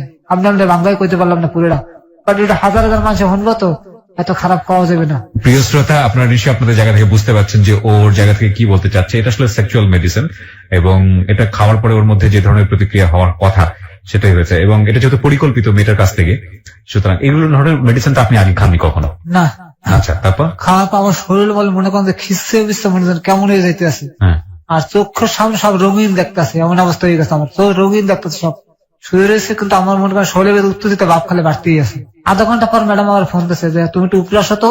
তো উপরে গেছি আমি। আপনি যে চেয়ারে বই রয়েছেন ওগুলো একটা চেয়ার বইয়া একটা টি টেবিল সামনে ঠ্যাং টেবিল দিয়ে বই হয়ে হালতেছে, আর শরীরের মধ্যে একটা পাতলা একটা চাদর, ইন্ডির কাশ্মীরি শাল আছে না, ওই রকমের একটা চাদর শরীরের উপরে দেওয়া। তারপর আমি যার কাছে নক করছে ম্যাডাম কাছে আমার বাম সাইডে, তবে বাম সাইডে আমি গেছি।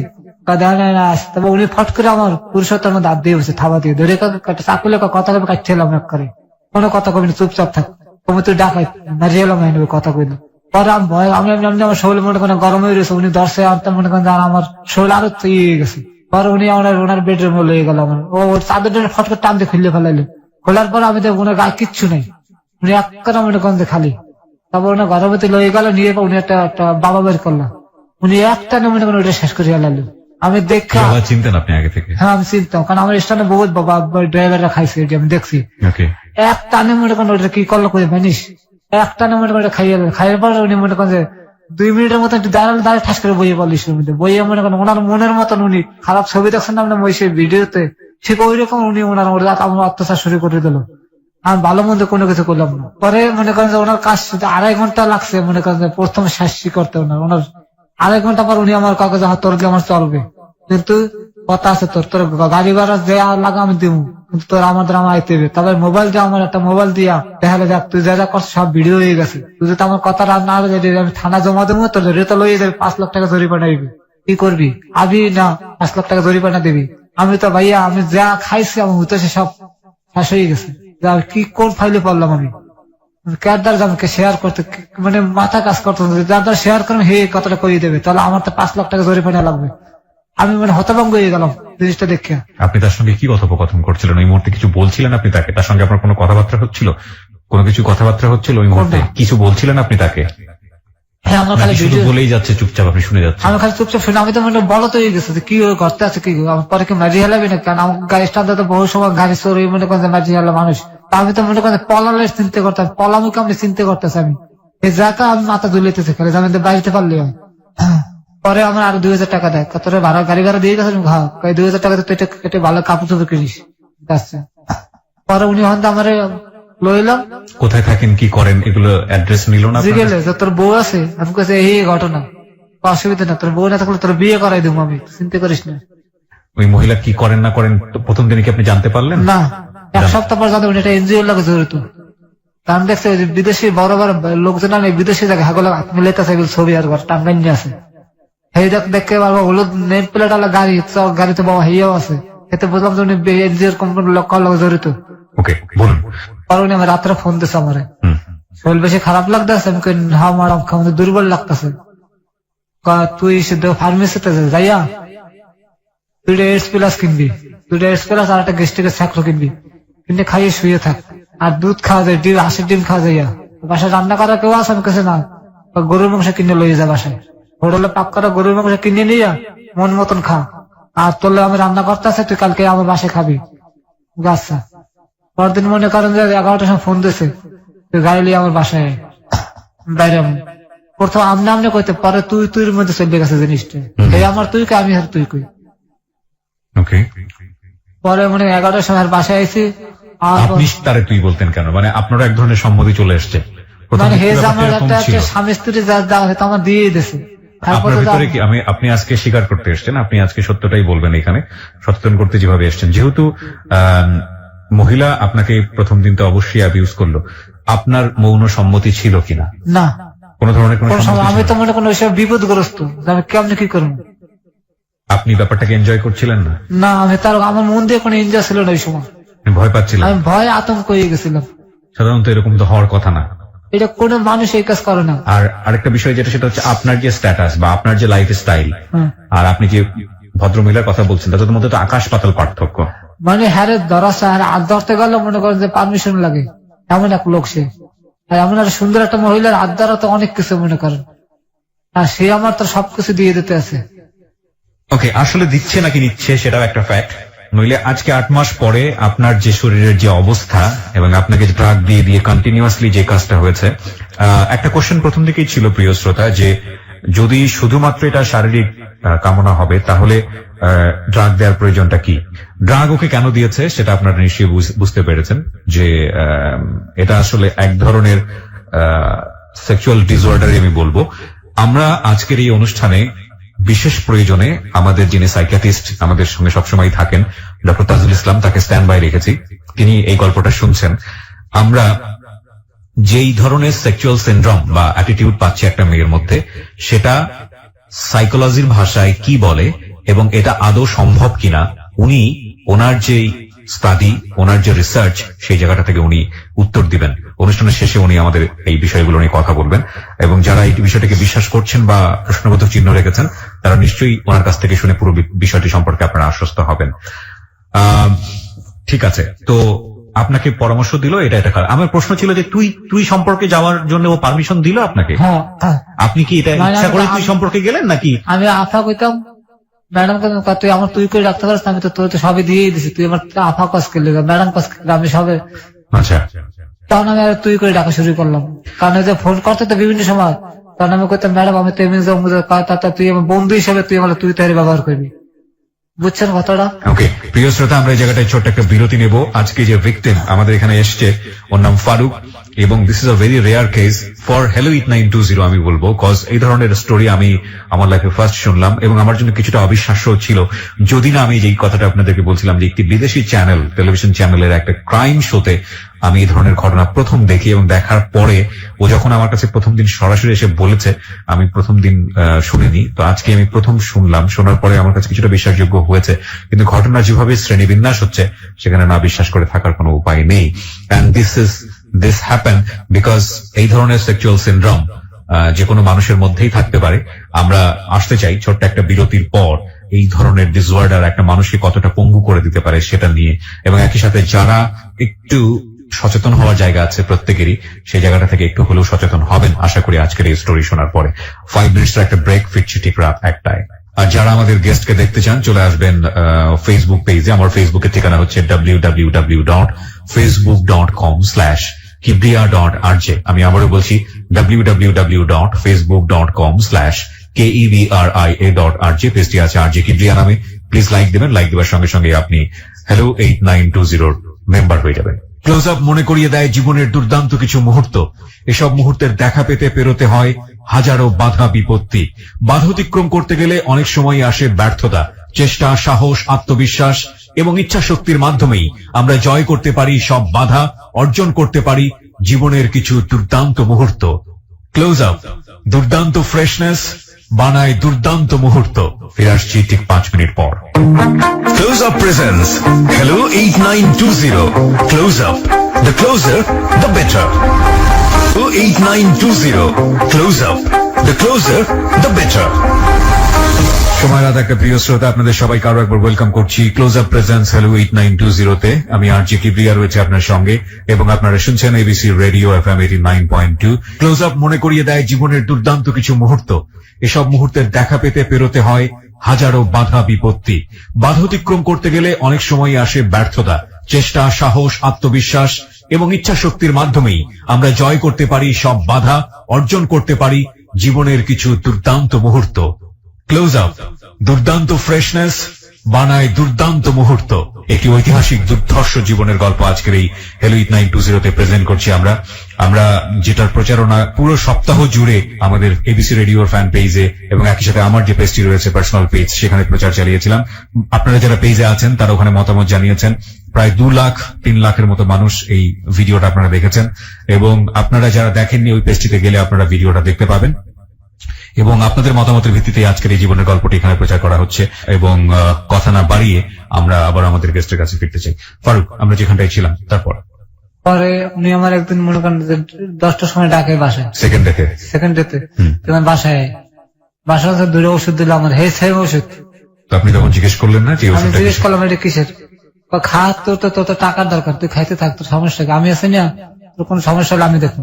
আমি চিন্তা করলাম যে 4,000 টাকার ভাড়া, 5,000 টাকার ভাড়া আমি ছাড়িয়ে দেবো ওষুধের লোক, এটা কি আর ওষুধ খেলে গুরুত্ব দিই না ভাই এই জিনিসটার ভিতরে। পরে আমি খাইলাম, খাওয়ার পরে কারণ তুই এখানে বসে থাকবি, যাবি না। পরে মনে করি ঘন্টা 2 পর কত শরীর কি আগের মতন হয়েছে, খাওয়া ম্যাডাম গরম হয়ে গেছে। পরে আমি নামতেছি নিচে, কোন একটা বোরকার মতন কেমন যেন মনে করেন এক পথ কি যেন পড়লো বুঝলাম না, ভিতরে গেছে না বোরকার মতন আর কি। এই পরে গাড়ির মধ্যে উঠলো, উঠতে কাল চল এখানে গুলশাটার গল্ফ ক্লাব আছে, গল্ফ ক্লাব। গল্ফ ক্লাবে গায়ে কারো যেন ফোন দিলে এক মহিলা গাড়িলে হ্যাঁ সে কেউ দেখতে সুন্দর কিন্তু বয়স কম। এই মায়ের এক কেজি বিয়ের লয়ে এলো, আই আমার কোলে ব্যাগডালা খোলেন, ব্যাগডালা খুলছি, 12টা বিয়ের গাড়ির মধ্যে উঠে এলো, উঠে চলেন। তারপরে বনানে ফেলার উপর দিয়ে ভিতরে একটা ই আছে না, ওই অনেক হাউজিং, ওই জায়গায় এই মায়ের ওই জায়গায় ভাড়া থাকে, তার বাসায় এলাম। তারা গাড়ির মধ্যে ভাই বিয়ার খাইছে, আমার হাতে আমি বিয়ার খাইনি। আমার তেমনি মনে করেন শরীর মনে আগুন যাইতেছে। পরে বাসায় আইলাম, আর পরে আমার রুমে লেগে গেল। আপনি কি ওষুধের নামটা পুরো সময় কখনো জানতে পেরেছেন যে এটা না, কি ওষুধ? কিছু জানি না। আপনার দিকে ওষুধটা কিভাবে আসতো? পুরো খোলা অবস্থায় আসতো? খোলা খোলা, কোনো লেভেল নাই, লেভেল থাকলে আমি চিনিয়ে লাগতে পারতাম। আচ্ছা, ওষুধটা কটা দিত? 2টা দিত আপনাকে? 2টা, কালার একটা কি ছিল? সাদা, একটা আছে যে আপনার কি কালার? মানে কালার সবুজের মতন, কি দিয়ে দেখা যায়? না, ঠিক আছে বলেন, সমস্যা নেই। সবুজ সবুজ। এটা কি ক্যাপসুল ছিল না ক্যাপসুল সাইজ ছিল? একটা ছিল ক্যাপসুল, একটা ছিল ট্যাবলেট। ট্যাবলেট আছে জানেন, মাছের চক্ষু আছে না, মাছের চক্ষুর মতন, ওকে, বলেন তারপর। মাছের চক্ষুর মতন। এই 2টা একলা খাওয়াই দিত পারে, নিজে খাওয়াই দিত। খা, আমি কইতাম ম্যাডাম কি হবে আমার এটা খাইয়া? আর তুই আনন্দে পাইতেছস, টাকা পাইতে আসস, আর কি চাস? আর তো জিজ্ঞেস করার দরকার নেই। আর তোর তো এত ভাবার চিন্তা নেই, আর আমি তো আছি, টাকার লাগলে তোর টাকা দেবো। একদিন আমার 1 লাখ টাকা একটা বান্ডিল দিয়েছে, তোর খরচা করে নিয়ে যা, আমি আর টাকা ধরিনি। টাকা ধরেননি কেন? একলা আমার তো মন পরীক্ষা করতেছে আমার। ও মানে মনে হয়েছে যে মন পরীক্ষা করছে। হ্যাঁ, আমি আর টাকা টেবিলে টাকা পরিয়ে গেছি, আমি টাকা ধরিনি। পরে দুজনে আমার বাসা লয়ে গেল, নিয়ে গরু মাংস আসলো আর রান রুটি এই দিল আমার খাইতাম, মন ভরে আমি খাইছি। ওখানে খাওয়ার পরে মনে করেন দুজনে আইসে, কেউ গা কাপড় চোপড় ছিল না। ওকে, আর একটা ইংলিশ ছবির মতন যেগুলো মানুষ ইউজ করে, আমার হেভিলি ইউজ করছে পারে। আমি তো চুপচাপ মনে করে পড়েছি, ওনার মতন ওটা যেবিলে চাই করছে হেভিলি, দুজনে মিললে কই করছে। আর কোলে আসতে শান্তি জীবনে কিছু পাবি, আমি তো কথা কইনি। আর ভাড়া পাইতেছে অসুবিধা কি? ওই ম্যাডাম আবার যাওয়ার সময় দিলাম 2,000 টাকা, মানে তোর হিসাব আমি অনেক খুশি। পরে মনে করেন যে হ্যাঁ বিদে করে দিয়ে আমি গা গোসল দিয়ে আমার ছাড়িয়ে দিল 2টার সময়, খাওয়া দাওয়া ছাড়িয়ে দিল, জ্বালাম ফোন দিলে আই করলো। কিন্তু আর এই ম্যাডাম ফোন দিলে আবি না, আমি ফোন দিলে আবি না, এই ম্যাডাম তো কোনো সব ফোন দিলে আবি না। এই ম্যাডাম কিন্তু ভালো না, মানুষ কর। আমাকে সামনে ফোন দিলাম, 2 ম্যাডামের মধ্যে একদিন বাজাবাজি হইলো। আমার ওষুধ খাওয়া দিচ্ছে এই ম্যাডামে, আর ওই ম্যাডাম আমার অ্যাড্রেস লই আমার ওই সিস্টা নেই পারছে। আমার নাম আর এই কথা এই ফারুক নামে একটা ড্রাইভার আছে, আমার মালিকের লোক সরাসরি দেখা যাচ্ছে, তো আমার ড্রাইভার, আর নাম্বারটা দেন। ওই ম্যাডামের চাল্লা করে আমার নাম্বার হেদার দেয় না, আর আমি আমার লোক ডাইরেক্ট কথা ওনার লাগে, ওনার লাগে কথা হয় না। পরে আমার নাম্বার হয়ে গেছে, লই আমার কলেকে তুমি একটু মার্কেটে আইতে পারবা? আমি বললাম আমি তো আপনার চিনি না, আমি সোনালি ম্যাডাম, ওই যে তোমাকে ডাবল করলে হচ্ছে আমি চিনি না। জি ম্যাডাম চিনছি, কিন্তু আপনার নাম্বার বলেন, তোমার আমি স্টানে আইছিলাম, তোমার মালিকের দিয়েছিল। পরে আমি স্কোয়ার মার্কেট একটা রিক্সা লয়ে আই পড়ছি, আর ম্যাডাম রে, ম্যাডামকে আমি একটা পুরোনো একটা গাড়ি কিনি, আমি তোমার দিয়ে দিই, কিন্তু তুমি আমার লগে থাকবা। রাজি কহিলাম গাড়ি আনতে দেখি। আমি বলছি না ম্যাডাম, এত তাড়াতাড়ি আমি ওনার লোক কথা না, ওনারা বাদ দাও। দুজনের ভিতরে টানাটানি লেগে গেল। আপনি ওই মহিলার কাছ থেকে সরে এসে পুলিশে কেন যেতে পারছেন না? ওই যে বাংলাদেশের পুলিশের খবর আপনি জানেন না, আর হাল্লাগা যে সমস্ত লোকের পরিচয়, আমার যে কোনো মামলা আমরা দিয়ে দিতে পারবে, ওটা চক্ষু বুঝা। আল্লাহ যে সমস্ত লোকের পরিচয় আছে। This is absolutely true for perception. মানে ওর জায়গা থেকে এটা পারসিভ করাটা খুবই ইজি, কারণ ও যার সাথে ডিল করছে ভয়াবহ রকমের, ওর লেভেল থেকে ভয়াবহ রকমের শক্তিশালী মানুষ, এবং ও কিছুই করতে পারবে না ইনফ্যাক্ট যদি ওকে আইনের মার প্যাচে ফেলে দেয়। আর এই যে ভিডিওটা করে ওনাকে ভয় দেখিয়েছে প্রথম দিকে, যদি বেশি বাড়াবাড়ি করিস তাহলে ভিডিওটা সারা জীবনের জন্য। চিন্তা করে দেখুন প্রযুক্তি আমাদেরকে কতটা বিপদে ফেলতে পারে। এই যে ট্যাবলেট, এটাও একটা প্রযুক্তি, এই যে ভিডিও, এটাও একটা প্রযুক্তি। জি, আপনি বলুন। তারপরে ওনারা দুজন গন্ডগোল লেগে গিয়েছে। দুজনের মধ্যে গন্ডগোল, না আমার কেউ ডাকে না, উনিও ডাকে না, উনিও ডাকে না, কিন্তু আমার শরীর আমার অবস্থা হয়ে গেছে। আমার না কোনো কেউ নাম আসলে আমার শরীর ঠিক থাকতে আছে না। আচ্ছা, ওষুধ খাওয়ার পর, ওষুধ খাওয়ার পর আমি এমনি মনে করেন নারীদের উপরে নিজেই পড়ছি, যে ওটা কেন আমার ওষুধ দেয় না, কিন্তু ওই কাজ আমার শুধু সারাক্ষণ আমার শরীরের ভিতরে মনে করেন যে আমি গুলিস্তানের হোটেল আছে, কারণ আমি এই জায়গায় যাওয়া শুরু করে দিলাম। কদিন পারতেছি না, প্রতিদিন 4 থেকে 5 জনের লোক আমার মেলামেশা করতে হইতেছে, আমার অনেক টাকা নষ্ট হইতেছে। পরে এক পর্যায়ে অনেক লোক আবার মিট হয়, কিন্তু একদিন তুমি একদিন আমি, আগে নিজেকে ভিতরে মিল হয়। মিল হয় মানে একদিন এই মহিলার সঙ্গে আরেকদিন ওই মহিলার সঙ্গে। হ্যাঁ নিজেকে ভিতরে মনে করেন একটা নিজেরা বই এই জিনিসটা করে। মানে আমার একদম ফোন দিয়ে কাকাকে তুই কারে আপনি কি পারতেন না নিজের ফোনটা বন্ধ করে দিয়ে ঢাকা থেকে পালিয়ে যেতে বা ভাই আমার তো ইনকাম ছাড়া আর কোনো কাজ জানি না, কোথায় যে চাকরি পেতাম, পারতাম অন্য একটা প্রাইভেট চাকরি নিতে। আর ফোন বন্ধ করে আমার তো মানুষের কন্ট্যাক্ট ফোনের লাগে, যদি কেউ গাড়ি ভাড়া লাগলো ফোনে আমার যোগাযোগ হয়। মানে ফোনটা বন্ধ করলে তো আপনার এই কন্ট্যাক্ট থাকবে না। ওকে বলুন তারপর। পরে এখন নিজেকে ভিতরে একটা কন্ট্যাক্ট হয়, এই মনে করেন আমার মরণের দিকে আস্তে আস্তে আস্তে আস্তে আমি গেলাম। এখন মনে করেন আমার আপনি রেগুলার এই মেডিসিনটা দিতেন? রেগুলার মনে করেন হেরাই আমার দিয়ে দিত। মানে মেডিসিনটা কি চেঞ্জ করতেছিল নাকি একটা মেডিসিন? একই মেডিসিন মনে করেন উনি আবার দিতে কি লাস্টে ঘুরে এলো, নতুন যে ম্যাডাম সোনালী ম্যাডাম উনি দিল কি একটা সুইংগাম, একটা ট্যাবলেট, একটা সুইংগামটা চাবাইতে হইতো, খাওয়া গিললে হারান যাবে না, চাবাইতে খালি মুখে রাখতে পারে, চাবাইতে হবে, এই ফেরান যাবে না। আর ট্যাবলেটটা দিতে মনে করেন পানি দিয়ে খাওয়া, তারপর সুইংগামটা আস্তে আস্তে চাবাইতে থাকো। সুইংগামটার গায়ে আমেরিকান সিল দেওয়া, ফ্ল্যাগ আছে না আমেরিকার ফ্ল্যাগ দেওয়া আছে, আমি দেখছি। কিভাবে ওকে অবিশ্বাস করবেন বলেন তারপর। এই জিনিসগুলো আপনাকে দিত কন্টিনিউয়াস? যে মানে এখন দুনো দিকে আমার এগুলো চলতে আছে। কতদিন পর পর হতো এটা? মানে ওনার দরকার উনি দিত, ওনার দরকার উনি দিত। সপ্তাহে কয়বার আপনাকে এই ধরনের মেডিসিন নিতে হতো? 4 বার তো মনে করেন ধরে 4 বার হইবি। অন এভারেজ সপ্তাহে আপনি 4 বার এই ধরনের মেডিসিন নিতেন? জি মনে করেন বৃহস্পতিবার কত উনি, তাহলে শুক্রবার উনি, মানে 2টা দিন ওনাকে থাকতেই হইবে। এবং আপনার সঙ্গে যখন এদের সম্পর্কটা হতো তখন কিরকম, এই আপনি যেটা বলছিলেন প্রথম দিকে 2 ঘন্টা ব্যাপার, এইগুলো কি এরকমই? হ্যাঁ এগুলো 2 ঘন্টা 2.5 ঘন্টা আমার থাকতো, কোনো রকম কমতি না। 2 ঘন্টার ভিতরে আমার কোনো রাহ নষ্ট হইতো না। এবং এই 2 ঘন্টা 2.5 ঘন্টা করে ওনাদের সঙ্গে মিশতে হইতো? মিশতে থাকতো ওনার মতন, মানে সোজা কথা ইংলিশ ছবি। এখানে আপনার কোনো রোল থাকতো না, যা করার ওনারাই করতেন? ওনারাই করতেন, খালি আমি শুয়ে থাকতাম এই বেডে। পরে আস্তে আস্তে আস্তে আস্তে মনে করেন আমি। আপনি কি বুঝতে পারছিলেন যে আপনার শরীরের মধ্যে একটা পরিবর্তন আসছে, বা এটা কি হঠাৎ করে আসে নাকি ধীরে ধীরে? আসে না, হঠাৎ করে পারি আদিত দিয়ে আমার শক্তি কমে যায়, বইয়ে পড়তো হঠাৎ করে। দাঁড়ায় বেশিক্ষণ আসে না, পাওয়া যায়। কয় মাস পরে বুঝলেন এই সম্পর্কে? 3 মাসের পর মাথায়। 3 মাসের মাথায় আপনি বুঝলেন? তখন কি আপনি কি করলেন বোঝার পর? আমি মনে করেন যে 500টা ফার্মেসির পরামর্শ পেলাম, আমারে ক্যালসিয়াম ওষুধ দেয়। ফার্মেসিস্টের সাথে, ডাক্তারের সাথে কথা বললেন না? না। কেন বললেন না? ওই ফার্মেসিওয়ালার কাছে আমি খুব বিশ্বাস করি, কোনো অসুবিধা হলে আমি হেড দাঁড়িয়ে যাই। ফার্মেসি, এটা কিন্তু আমরা অনেকেই করি। আমরা ডাক্তারের কাছে না গিয়ে ফার্মাসিস্ট যারা আছে ওদেরকে বলি, ওরা একটা মেডিসিন আমাদেরকে দিয়ে দেয় এবং সেটা আমরা বিশ্বাসে ঘিরে ফেলি। মেডিসিনের রিয়াকশন যে কতটা ভয়াবহ রে ভাই, আপনারা প্লিজ ডাক্তারের পরামর্শ ছাড়া কারো কাছ থেকে, ইভেন অনেকেই এটা করেন যে একটা সময় একটা ওষুধ দিয়ে দিয়েছে, ওটা দিয়ে ভালো হয়েছে 2 বছর আগে, সুতরাং 2 বছর পর একই প্রবলেম দেখেছে, ওই ওষুধ খেয়েছে এবং এটা রিয়াকশন ভয়াবহ হয়েছে। অনেকেই এই ভুলটাও করেন, প্লিজ এটা করবেন না। ডাক্তারের পরামর্শ ছাড়া কিছুই নেবেন না, এবং ডাক্তারের পরামর্শ নেওয়া ইদানিং অনেক ইজি হয়ে গেছে, সুতরাং প্লিজ এই কাজটা করবেন না। ফার্মাসিস্টের পরামর্শ তো অবশ্যই নয়, কারণ তারা মেডিসিন বিশেষজ্ঞ না, সুতরাং তাদের কাছ থেকে পরামর্শ নেওয়ার কোনো মানেই হয় না। বলুন, আপনি এটা করতেন? ক্যালসিয়াম ট্যাবলেট দিল, ক্যালসিয়াম ট্যাবলেট খাওয়া, B54 আর সিবিট এগুলি সবসময় কন্টিনিউ দিল আমার। B54 আর সিবিট নাম, ওষুধের নামটা মনে আছে। তখন কি বুঝতে পারছিলেন যে আপনি যে এই যে ওভারডোজ সেক্সুয়াল মেডিসিন নিচ্ছেন সেটার কারণে আপনার এরকম হচ্ছে? তখন কি বুঝতে পারছেন এটা? ওই ফার্মেসিয়ার আমার কইছে যে আপনি এত যাইন না মানুষের দ্বারে। আমি ওনারা কইলাম জিনিসটা, একটু হালকা একটা টাচ দিলাম যে ভাই আমি। 2 মহিলা ছাড়াও কি আপনি ওই যে হোটেল গুলোতে যেতেন? হ্যাঁ মাঝে মাঝে প্রায় সময় মনে করেন যখন আমার ঠিক আছে তখন আমি দৌড় দিয়ে হেঁটে কাছাকাছি, তো গুলিস্তান আমার স্টেশন কাছাকাছি। মানে 2 মহিলা ছাড়াও আপনি অন্যান্য মহিলার সাথে মিশতেন ওই সময়টাতে? আচ্ছা, তো আপনি এটা বুঝতে পারলেন, বুঝতে পারার পরে আপনি কি করলেন? শুধু এই আয়রন ট্যাবলেটটাই খেয়ে গেলেন? আপনি ওনাদেরকে বলতে পারতেন না যে আমার সমস্যা হচ্ছে শরীরে? আমি ম্যাডামের কথা কই না কম, কিন্তু ওনার কথা কইলাম। মানে সেকেন্ড ম্যাডামকে বললেন? হ্যাঁ, বললাম আমার ঠ্যাং ঠুং তো ভাঙ্গে শুয়ে, আমি তো আসতে পারি না এখন, ঠিক মতন শক্তি পাই না। তারা তো একটা মেডিসিন আমি আনাই দিতে আসি, এটা খালি ঠিক হয়ে যাবে, কিন্তু অর্ধেক তুই যাইতে পারবি না, একদিকে থাক পড়ি না, তুই কিন্তু পঙ্গু হয়ে যাবে। উনি আমার এই শব্দটা কইছিল যে তুই কিন্তু পঙ্গু হয়ে যাবে 2 দিকে ধরলে। আমি তোর মেডিসিনটা আনাই দিতে আসি তোর। ওই মহিলা আপনাকে টাকা দিত? হ্যাঁ, দুজন আমার টাকার খেলা খেলে বাইরে, বিশেষ করে না টাকা আইতেই আছে দুনো দিক দিয়ে, না চাইতেই টাকা।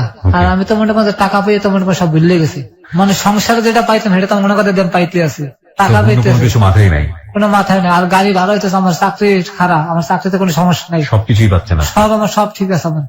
আমার মালিকের কাছে আমি ভালো রইলাম, আমার চাকরি আমার ঠিক রইলো, আমার সংসারে যে জিনিসটা আমি চাইতাম সেই জিনিসটা ওরা আমার দিতে আছে, তাতে আমার পিছনে টাকা নেই কিছু। চিন্তা করেন নাই যে ওষুধের কি হতে পারে, রিয়াকশন কি? না ভাই, এটা মাথায় ঢুকে নেই আমার। ওষুধের রিয়াকশনটা কি? ওর 40 বছরে ওর যে ভিডিওটা আমরা দিয়েছি, প্রথম যে ভিডিওটা এবং এখন আজকে যে অনুষ্ঠান চলাকালীন যে ভিডিওটা আমরা দিয়েছি, একটু দেখে আসুন। ওকে দেখে মনে হবে না যে ওর বয়স কত বলছিলেন আপনি? 40। ওর দেখে মনে হবে না ওর বয়স 40। এবং ও যেভাবে হাঁটে, ওর বাম হাতে কোনো কিছু ধরার শক্তি নাই। আর স্ট্রোকের গল্প একটু পরে হয়তো বলবি।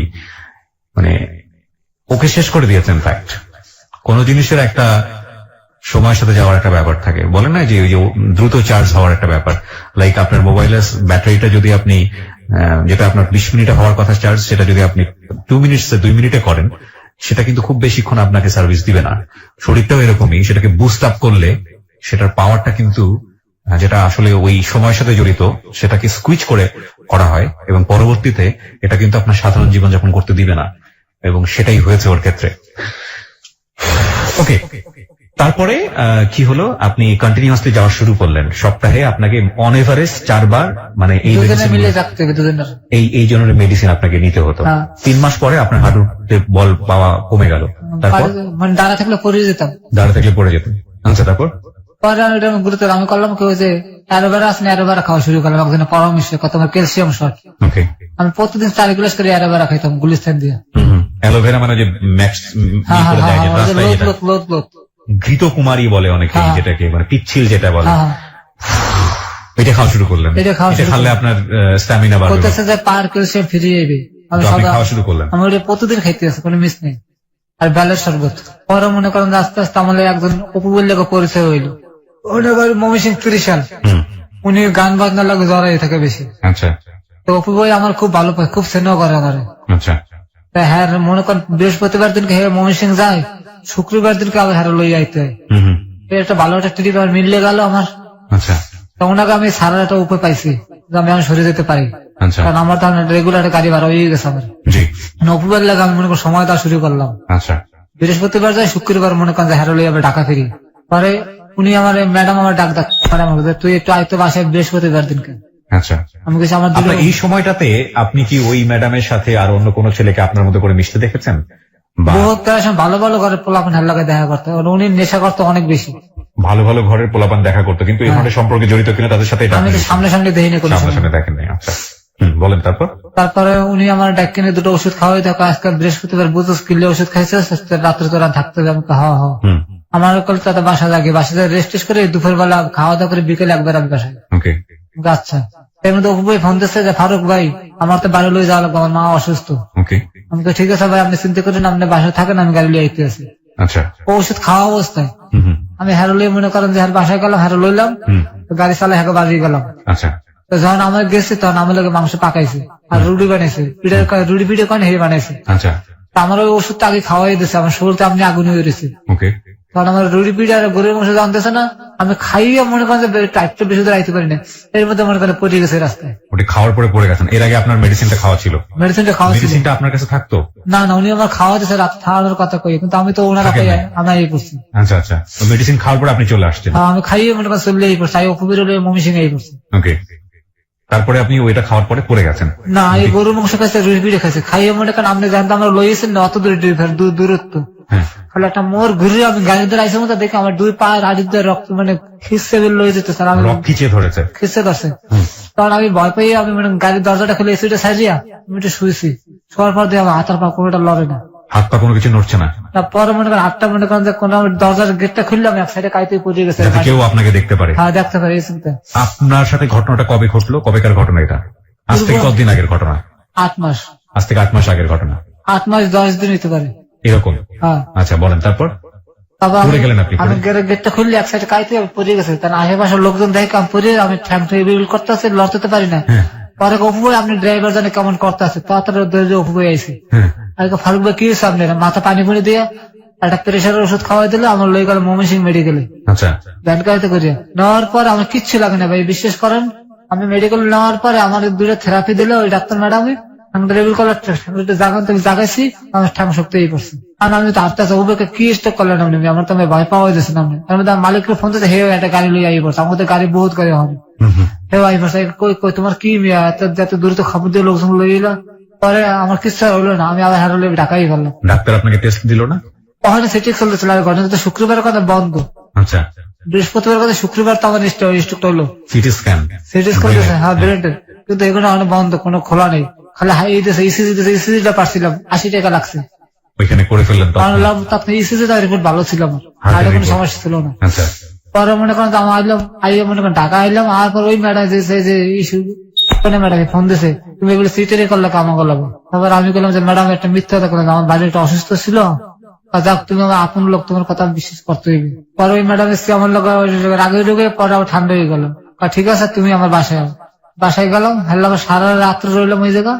পরদিন আমার সারিয়ে দিল, আমি স্টানে এলাম, আর পরে আমার স্টানে সবাই মোটামুটি জানাজানি হয়ে গেল জিনিসটা। মানে আমার বন্ধু মহলের যারা আছে মোটামুটি এক কান দুই কান করে মনে করি সরাই গেছে। ফারুক, আগের ফারুক নাই, নষ্ট হয়ে গেছে, ও হোটেলে যাওয়া যাচ্ছে। মানে আস্তে আস্তে জানলো কিভাবে জিনিসটা?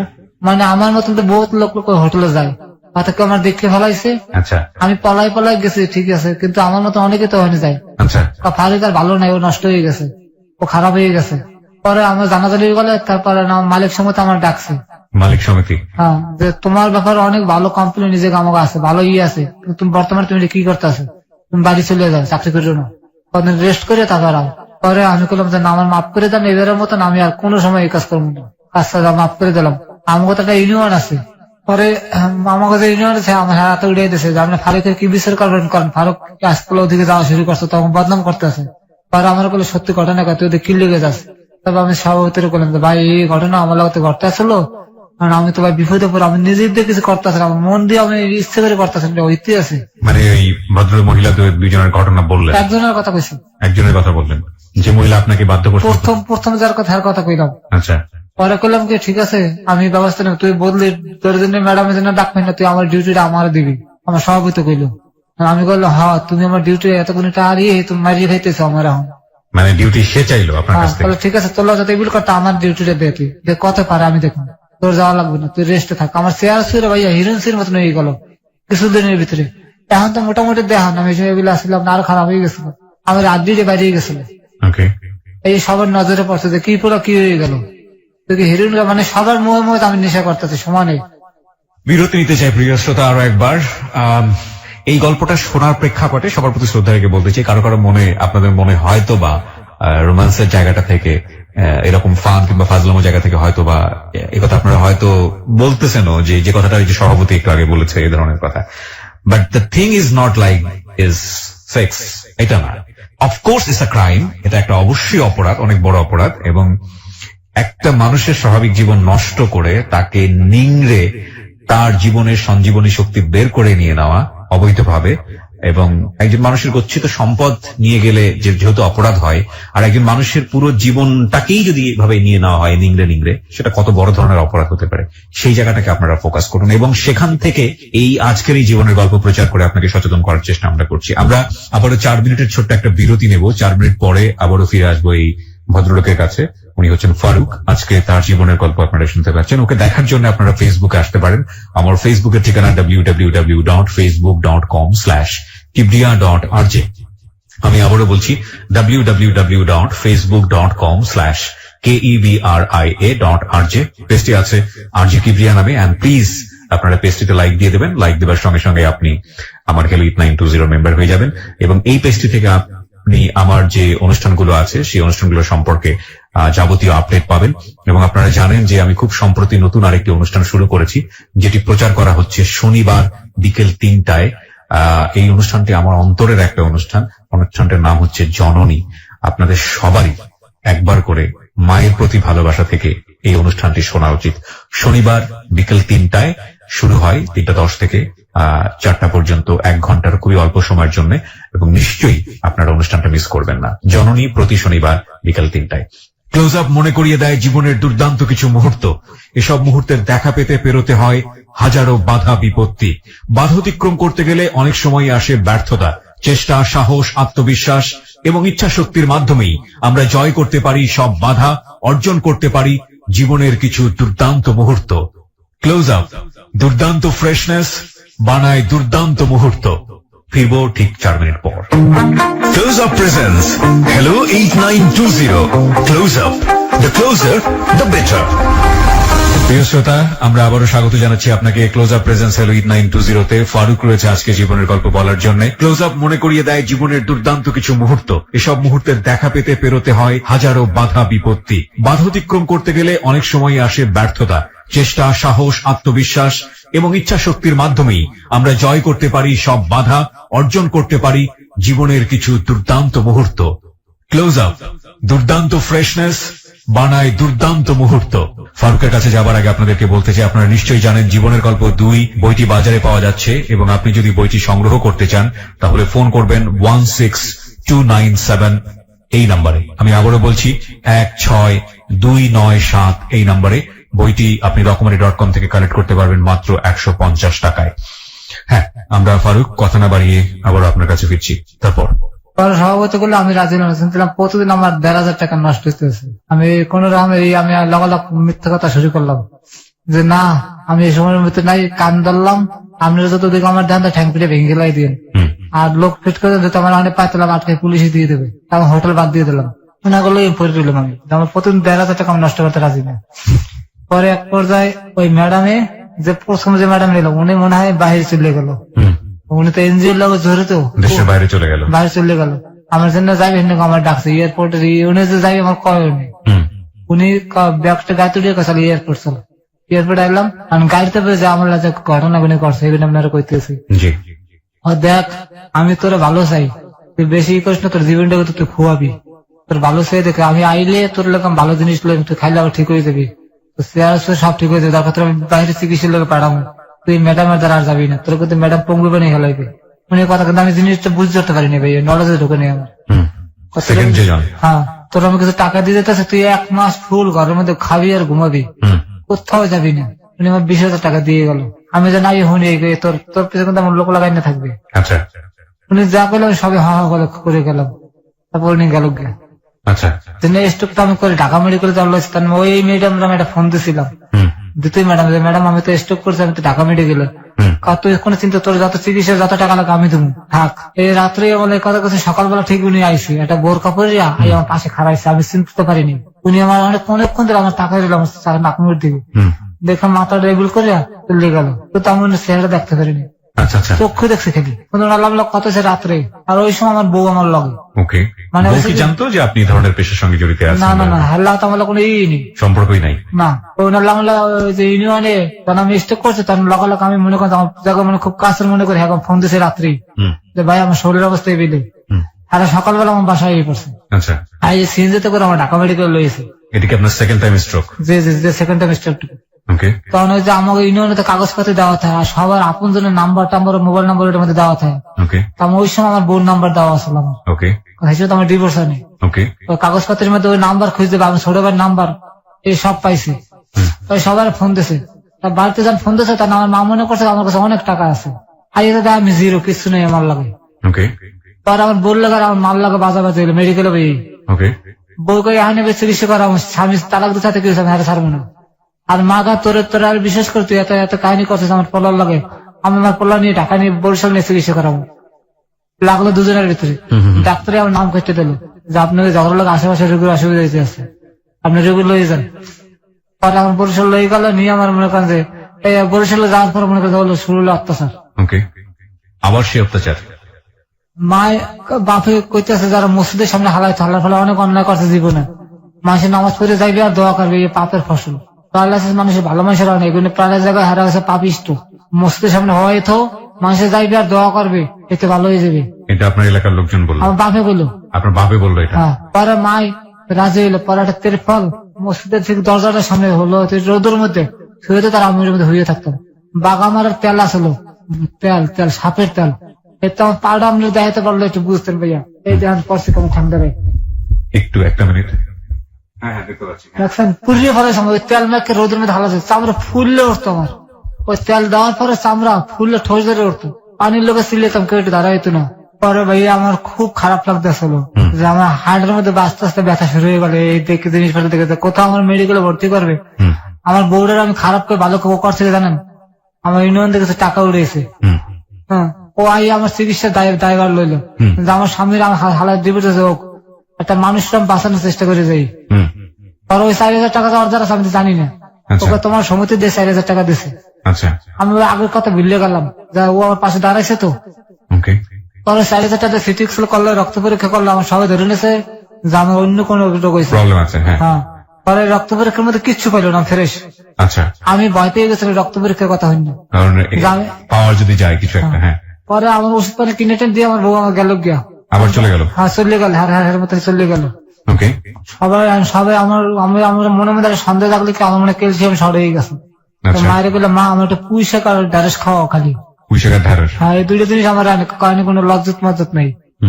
আর আমি তো মনে করি একটা কথা বলে লাগালে কথাটা এমন ভাবে কয় আমার খুব কষ্ট লাগে মনের ভিতরে। আচ্ছা, আমি কইলে ওকে মা আমার ভাত নরম করে তো আমি চাবাইতে পারি না, আমি কথা কইতে পারি কথা কইতে পারিনি, এত বেশি দুর্বল হয়ে গেলেন আপনি? হাত দুর্বল হয়ে গেলাম। ওকে, আমি ভাত খাইলে মুখটা পড়ে যেত, তো মারে করলে মা নরম করে ভাত রাঁধতে তো আমাকে গিলে যেতে পারি, আচ্ছা আচ্ছা, কোনো সারা পাইলাম না। মানে কি যে শুরু হলো যে আমি মনে করি বাংলা ছবির ভিতরে অভিনয় করতে আছি। ওকে, পরে পাশের বাসার এক মহিলা এ করে, দেখ ভাই তুই এনে থাকো, তোর জীবন দাঁড়াবে, তুই ঢাকার বান্ধব ঢাকা যা, মরিয়ে গেলে তুই আল্লাহর দুনিয়া, অনেক মানুষ পাবি, তোর দাফন করে দেবে যা, আর এনে থাকো তোর লাশটা পচাইবে, তুই থাকিস না। তখন আমি এলাকার দাদা বসে এক লোক মারা গেছে, একটা লাড়ি এসেছিল, লাড়িটা আমার হাঁটতে দিয়েছে, লাড়িটা লইয়ে গেল, এখন তার আমি হাঁটতে পারি না। ওকে, ওকে, পরে আমি চিন্তা করলাম আজকে আমি ঢাকা লঞ্চে উঠবই, তার মালিক সমিতি দিয়ে আমার গোপনে 1000 টাকা এক বন্ধু পাঠাইছিল, যে অলরেডি যদি কিনে খাইতে কইন, ওই 1000 টাকা আমার লগে আসলো। ওই সময়টাতে এই যে ভদ্র যারা এই কাজটা করছিল ওরা কোথায়, দেশের বাইরে? না, একজন দেশে, আর একজন তো গেছে কি, আরেকজন দেখেই ভেগেছে, হ্যাঁ আপনার সঙ্গে আর কোনো যোগাযোগ রাখেন? মেডিকেল দেখে তো পলাইলো, মানে আমি খালি চোখ দেখছি, হ্যাঁ বুঝতে পারছি বাকিটুকু বোঝেন নেই? আমাদের স্টক করা মাথায় কতটা বুঝতে পারতেছি না, ওটা দেখেই সে পালিয়ে গেছে? হ্যাঁ মানে আমার দিকে তাকাই খালি মাথা রেবিল করলো, যদি কথাবার্তা না বলে, মানে চিনছো এটা যেন না বলে, হ্যাঁ মেবিল করে আমার পাশে তোমার বই স্টুল বই রয়েছে, আমার ছোট বাচ্চার বুকের মধ্যে, মানে ইশারা দিল যে তুমি আমাকে দেখছো, এটা বোঝায় না, মানে এই মাথা জ্বলে চলে গেল, আর যাওয়ার সময় খালি এবিল করলো যে থাকো থাকো। তা আমি মনে করলাম যে পরে মনে করছে যে একটা লোক কিছু একটা হেল্প পাঠাবে বা কিছু একটা পাঠাইবে। বলবে। কিন্তু এরপর তো নাম করতে লইয়ে গেল, তো আর হইলো না। তারপর তারপর তার বরিশাল নিয়ে মনে করছে, হ্যাঁ ট্রিটমেন্ট হচ্ছে, তার বরিশালের গল্পই বলতেছিলেন, তারপর কি হলো? বরিশাল নিয়ে আমাদের এই অবস্থা। হুম, পরে আমার ওই বন্ধুর 1000 টাকা দিয়েছিল আমার দ্বারা, এই বিকাশ করে এই টাকা নাম্পা করে আসলো। হুম, আমার পাশের সামনে কদু গাছে যাহা বুঝেন যে কদু গাছের, জাংলা বলে এটাকে। হ্যাঁ হ্যাঁ, একটা বাঁশ খুললিয়া, তারপর আমি মনে করছি আমার একটা বাঁশ খুলে দেন তো ভাই, একজন একটা বাঁশ খুলে দিচ্ছে, আমি বাঁশ লইয়া ব্যাগ কান্দে ঝুলাইয়া ওই বাঁশের উপর ভর দিয়ে দিয়ে হাঁটতে বার দিয়ে আমি লঞ্চ হয়েছি। লঞ্চে আসছেন? হ্যাঁ আসে লঞ্চে উঠছি অনেক কষ্ট করে, আপরে লঞ্চে উঠছি। পরে লঞ্চে উঠলাম, লঞ্চে টাকা এলাম, টাকা স্ট্যান্ড আবার আছে, জানি গাড়ি ছিল ওরা দেখে তো অবাক যে তুই এই কেমনে এলি। আমার থাকার পরে সেরাজিম নামে একটা আছে, বেসরকার একটা আছে থেরাপি, ওই জায়গাটা কিছুদিন আমি দিলাম, দেওয়ার পর মানে আমার পাওয়াটা মোটামুটি সারছে, এই ডান পাটা ডান একটা সারছে। ওকে, এখানে একটু কথা বলে নি প্রিয় শ্রোতা, ওকে গল্প বলতে বলতে মাঝে মাঝে থেমে যেতে হচ্ছে, এবং যে কারণে আমাকে একটু বেশি বেশি ইন্টারাপ্ট করতে হচ্ছে, কারণ ও অনবরত কাঁদছে, ওর চোখ দিয়ে যে পানিটা পড়ছে সেই পানিটা আপনারা দেখতে পাচ্ছেন না, হয়তো ভিডিও যারা দেখেছেন তারা কিছুটা আজ করতে পারছেন, সেটা আমাকে সামনাসামনি বসে দেখতে হচ্ছে। জীবন সায়ান্নে একটা মানুষ যখন পৌঁছে যায় শারীরিক ভাবে, তখন আসলে কতটা ভয়াবহ অবস্থা হতে পারে সেটা না দেখলে আসলে বুঝবেন না। এবং ওর কাদার ফুপিয়ে ফুপিয়ে কাদার শক্তি ওর শরীরে নাই, সত্যিকার অর্থেই নাই। ও এতটাই বেশি মেডিসিনের ইফেক্টে আক্রান্ত, চোখে না দেখলে আপনারা বুঝতে পারবেন না, ভিডিওটা দেখলে আপনারা বুঝতে পারবেন। যদি ভিডিওটা দেখতেছেন চলে আসুন আমাদের ফেসবুকের ঠিকানা www.facebook.com/kibria.rj। আরো একবার বলছি www.facebook.com/kebria.rj, পেজটি আছে RJ কিবরিয়া নামে, ওখানে লাইক দিয়ে দিলেই আপনারা মেম্বার হয়ে যাবেন এবং এই ভিডিওটি আপনারা দেখতে পাবেন। আসলেন লঞ্চে, তারপরে স্ট্যান্ড নেওয়ার পরে সবাই মিলে দিলে উদ্যোগ নিলে আমার চিকিৎসা করবে, কারণ আমার লাগার কেউ আর মেডিকেলে যায়নি, সবাই কাজ মেডিকেল যে আমরা আছি। আমি এই বাসলেই ভর দিতে দিতে এমার্জেন্সিতে গেছি, এমার্জেন্সিতে প্রতিবন্ধী একটা কোঠা আছে খালি, ওরা ফ্রি চিকিৎসা দেয় মেডিকেলে, এটা প্রধানমন্ত্রী বলে করিয়ে দিয়েছে। তা আমার দেখে আর প্রতিবন্ধী মনে করছে, আমি বললাম না আমি প্রতিবন্ধী না, ভালো মানুষ, আমি প্রতিবন্ধীতে যাবো কা, কথাটা কনে ভুল করে ফেলাইছি। ওহো, করলো না ভর্তি, মানে সবাইকে এটা প্রতিবন্ধীর খাতা দিয়ে দেয়, আমি চাই প্রতিবন্ধী মানে এটা পাগলের লোক আমার থাকতে হইবে। আচ্ছা আচ্ছা, তা আমি করলাম না আমি পাগল, না পাগল, প্রতিবন্ধী না, ভালো মানুষ, আমার প্রতিবন্ধীর মধ্যে দেবেন কা, কিন্তু এই কথা না করলে আমার চিকিৎসাটা হইতো, সব চিকিৎসা ফ্রি পেতাম আমার। তারপরে আমার একজন থাবুরতে কলা বলত, তোর তো কপাল পুললে, তোর তো সব চিকিৎসা ফ্রি আসলো, এটা মাননীয় প্রধানমন্ত্রীর তহবিল, সব ফ্রি পেতে। বুঝতে পারিনি ভাই প্রতিবন্ধীর কথা কইয়া। পরে আমার নিল না, আমার মেডিসিন বাড়ি লিখে দিলে বাড়ি দেখাইস, আবার স্টেশনে এলাম, স্টেশনে আইয়া আমার ওই যে বউ ওই ইউনিয়নের সেক্রেটারি করে কেমনে কেমনে মনে করেন যে ই করে লইছে, আমার আর থাকতে দেবে না, আমার মারিয়ে বার করে দিল। এই যে ম্যাডাম ঘটনায় আমার মোবাইলে মনে ফোন দিয়েছে, মনে করেন যে মানে কিছুটা ও হনছে, আর মোবাইলটা আমার বউর দ্বারা থাকতো, আমাদের মোবাইল নাই আর। এই আবার করলো যে এতে মানে এবিলেবল নষ্ট হয়ে গেছে। পরে সবাই মিলে করে চান্দৌড়ে আমরা, আর তুমি মোস মারো, আমার মারিয়ে বার করে দিল আমার স্ট্যান্ড দিয়ে। পরে সেগুন গেছে যে ডিসির ব্যবসা করে সৌরভ ভাই, হায়দ্রাবাদে উঠলাম যে ভাই আমার তো যাওয়ার কোনো জায়গা নেই, আমি কই যাবো? পরে কয়, ঠিক আছে তুই এখানে থাক। আর আমি মনে করেন সবাই চান্দা মান্দা উঠে দুপুর বেলা সবাই ভাত হেঁদে এক মিনিট করে ভাত আমার লোকের রেখে দিত। এই আবার ওই যে ওই বিল্ডিং এর যে কেশিয়ার কফলুদ্দিন সাহেব এই দেখছে, দেখে করলে ছেলেটা তো আমার চাকরি করতে যে পাকিস্তানে চাকরি করতে এই সত্তর ভাই এগুলো করেছে। পরে করলে কি সমস্যা সবাই জানলে আমি লোকের দক্ষিণে সভাপতি বাজিত ভাই হেও দেখছে। আর মিললে চাইলে আমার ওষুধ মোটামুটি ওষুধ কিনে দিতে আছে। আর ওই যে কফলুদ্দিন সাহেব তিনি বলে আমার বাদ দিতেছে ফ্রি, কোনো ভাত খাওয়াইতেছে খালি, আর মাঝে মাঝে ওষুধ পানি কিনে দিতে আছে। মোটামুটি ভাই আমি অনেক ভালোই আসছিলাম ভাই, কিন্তু শেষ সময় আমার লোকের যে বন্ধু আরো আমার লোক বিপ্লব মিলে করলো, স্যার স্ট্রোকের রোগে বেশি দিন বাঁচে না, ও মরে গেলে থালা পুলিশ করা লাগবে, এই লাস্ট করে আমাকে ঝামেলা করা লাগবে, বাড়ি করে দেন কিছু টাকা পয়সা দিয়া। এতে ভাই আমি অনেক ভালো থাকতে পারতাম, আমি থেরাপিও দিতে পারতাম, আমি দুধ খাই আমার শরীরে ভালো থাকতাম, খাইয়ে খুব ভালোই আসছিলাম। কেমনি স্যারের বুঝাইছে, তারপর কিছু টাকা পয়সা উঠে আমাদের বিদায় করে দিলাম। 10 একটা গল্লা হয়ে দিল, 1500 টাকা মাস হোটেল দেখাই দিল, খাইলাম। 2 মাসের মধ্যে 10,000 টাকা শেষ। 10,000 টাকা সবাই মিলে দিল, উড়ে দিয়েছিল। আর বাইজিৎ ভাই দিয়েছিল 2,000 টাকা। পরে এই তো মনে করেন শেষ, তারপর মনে করি 4,000 টাকার মতন 7,000 টাকার মতন বাকি বুকে ঘুরতে পলাই বেরিয়ে পড়লো। তারপর রাস্তা ঘুরতে আসি, হঠাৎ করে মনে করে যে সিলেট মাজার যায় একটু দোয়া লইয়ে যাওয়ার সময় গাড়িতে গেছি, আমার সময় তো তার গাড়িতে উঠে না, জিদ করে ভাই আমি হাঁটতে হাঁটতে ঢাকায় করছি। সিলেট থেকে আপনি হাঁটতে হাঁটতে ঢাকায় আসছেন? 11 দিন লাগছে আমার, 11 দিন। গাড়িতে নেয় না কেউ আপনাকে? কেউ নাই না ভাই, গাড়িতে উঠতেই তো পারিনি। যাও না ভাই, আমাদের টাকা নেই, তোমার যে হেল্পার গেটের সামনে তার একটা সিট নেই, তুমি কামনে বইয়ে বয় না, সম্ভব না। আমি 11 দিন বই আমি ঢাকা যাইতে তো আমার হাড়ের অবস্থা খারাপ। The ugliest truth of society. এবং যারা আজকের এই অনুষ্ঠানটা শুনছেন তারা হয়তো শুধু ওকে দোষী দিবেন, দোষী দেওয়াটাই স্বাভাবিক, কারণ ওই লোভটা না করলে বা ওর কি বা করার ছিল, তো ট্র্যাপে পড়েছে এখানে, লোভ না করে কিভাবেই বের হয়ে আসতে পারতো।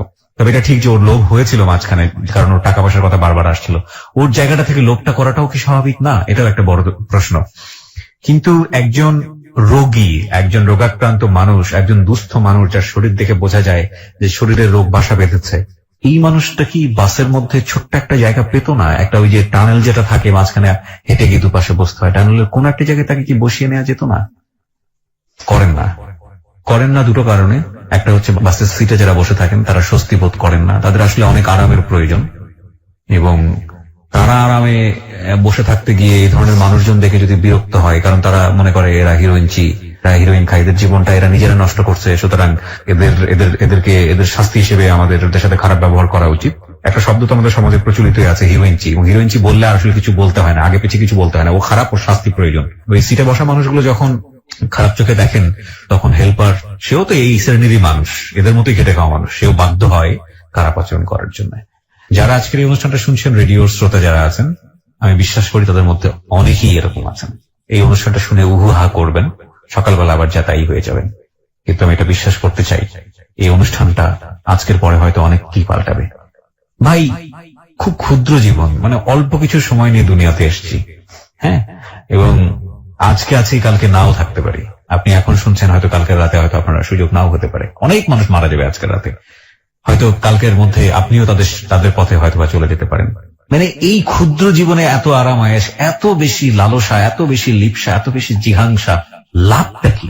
চলেই তো যেতে হবে। তাহলে কিছুদিন অন্তত মিলেমিশে এইরকম দুস্থ মানুষ যারা, এদের পাশে একটু দাঁড়ান না, দেখেন না, মানে মানব জীবনে শান্তিটা আসলে কোন জায়গাটা একটু খুঁজে দেখেন না প্লিজ। মানে সুযোগ দিন। আপনি যে জায়গায় বসে আছেন বা যেভাবে লাইফ লিড করছেন, কালকে সেটা আপনার নাও থাকতে পারে, এটুকু তো বিলিভ করেন।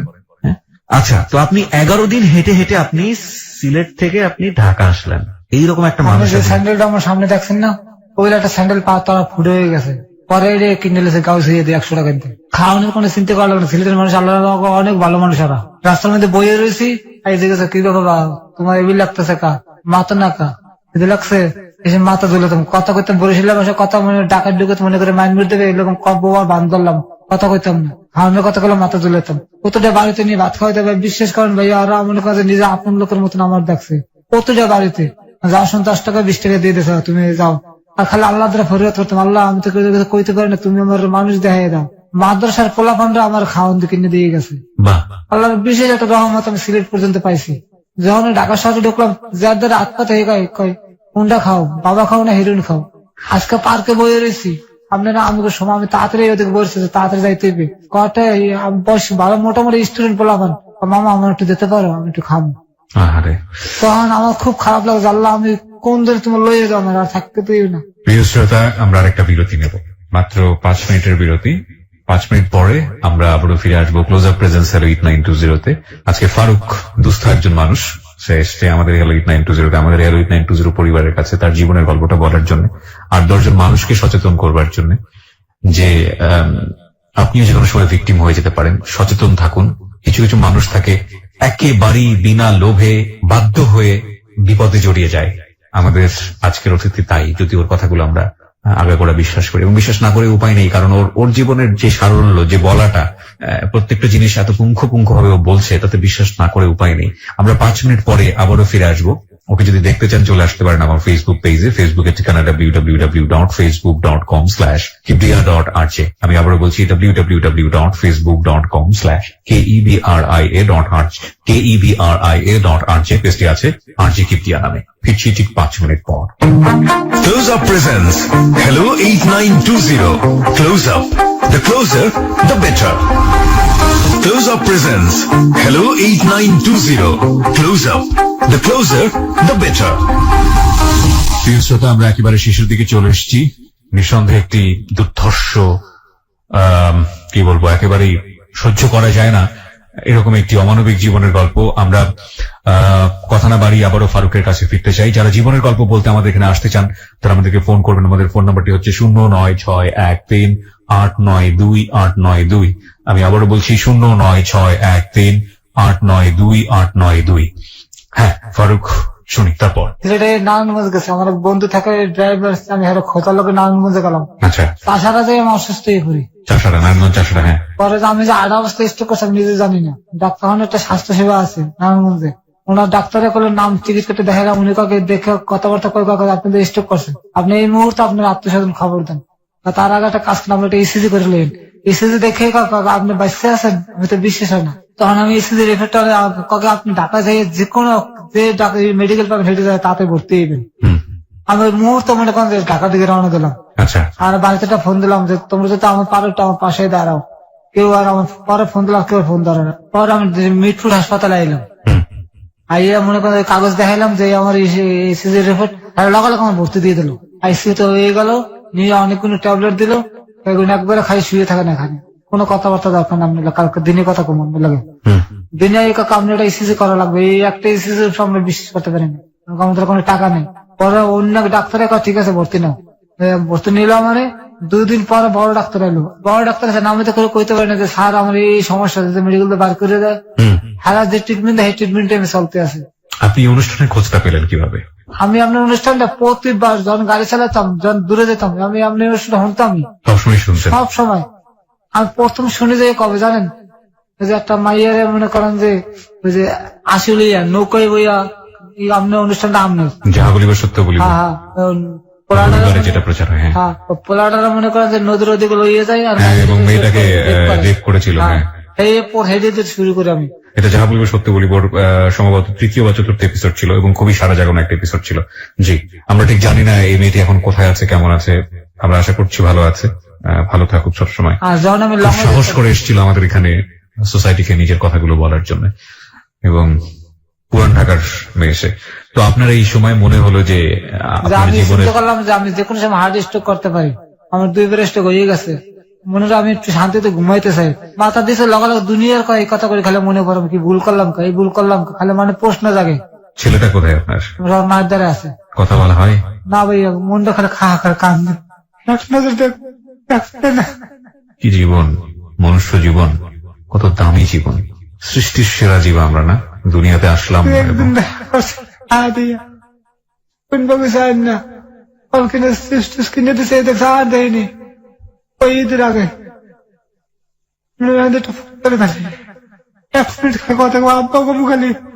আপনি কথা বলবেন, আপনার যতক্ষণ ইচ্ছা আপনি আপনার ছেলের সঙ্গে কথা বলবেন। আপনি, আমাদের ফোন আছে এখানে, কোনো সমস্যা নেই। আপনি ফোন করলে ফোন ধরবে? আমি না, আমি আমি ফোন দিলে আমার নাম্বার থেকে কথা বলবে? আল্লাহ যত মিলে দেবে ভাই, দিতে পারে ভাই, আশা করে দেবে, আল্লাহ মিলেবে। ঠিক আছে, আমি টেলিফোন দিয়ে দেন, TNT থেকে দিব না? হ্যাঁ TNT দেখেন, এই নাম্বার গুলো মনে করে আমি দিই, TNT নাম্বারটা বোঝে না, TNT নাম্বার অনেক চালাক, বললাম আমি পারি না। ডাক্তার আমার ডাইরেক্ট কইছে তুমি নেশা 2টা নেশা না করলে তোমার 2 লাখ বেরোনিশটা খাওয়ার চেষ্টা করতে পারে না। তুমি কি নেশা করছো আমারে কও, আমার পাশে লইয়ে গেছে, আমি কিন্তু কি শিখে করবো আমি বাড়ি করে দেবে। পারলাম না ডাক্তার গুলো কত কইতে, একমাত্র আপনার দ্বারা আমি আইসি মনের কথা কই, আমি নিশ্চিন্ত একটু ঘুমাবো। একটা রাত আমি ঘুমাই না ভাই, বিশ্বাস করেন, রাতে ঘুমের মতো লাফে উঠতে বইয়ে থাই, মন দিয়ে একটু কেলে কথা কম পারি না ভাই, এই কথা কেলে জানাইতে পারি না ভাই, এত লজ্জার কথা। মানুষের রাত পাতলা ভাই হিরোইন থেকে লড়াই দেয় ভাই, ভাত খাই না রাত্রে, ডায়াবেটিস দেখে শুধু রুটি খেয়ে থাকি রাত্রে। এখন টাকা পয়সা আসে ওর থেকে, পান কিভাবে?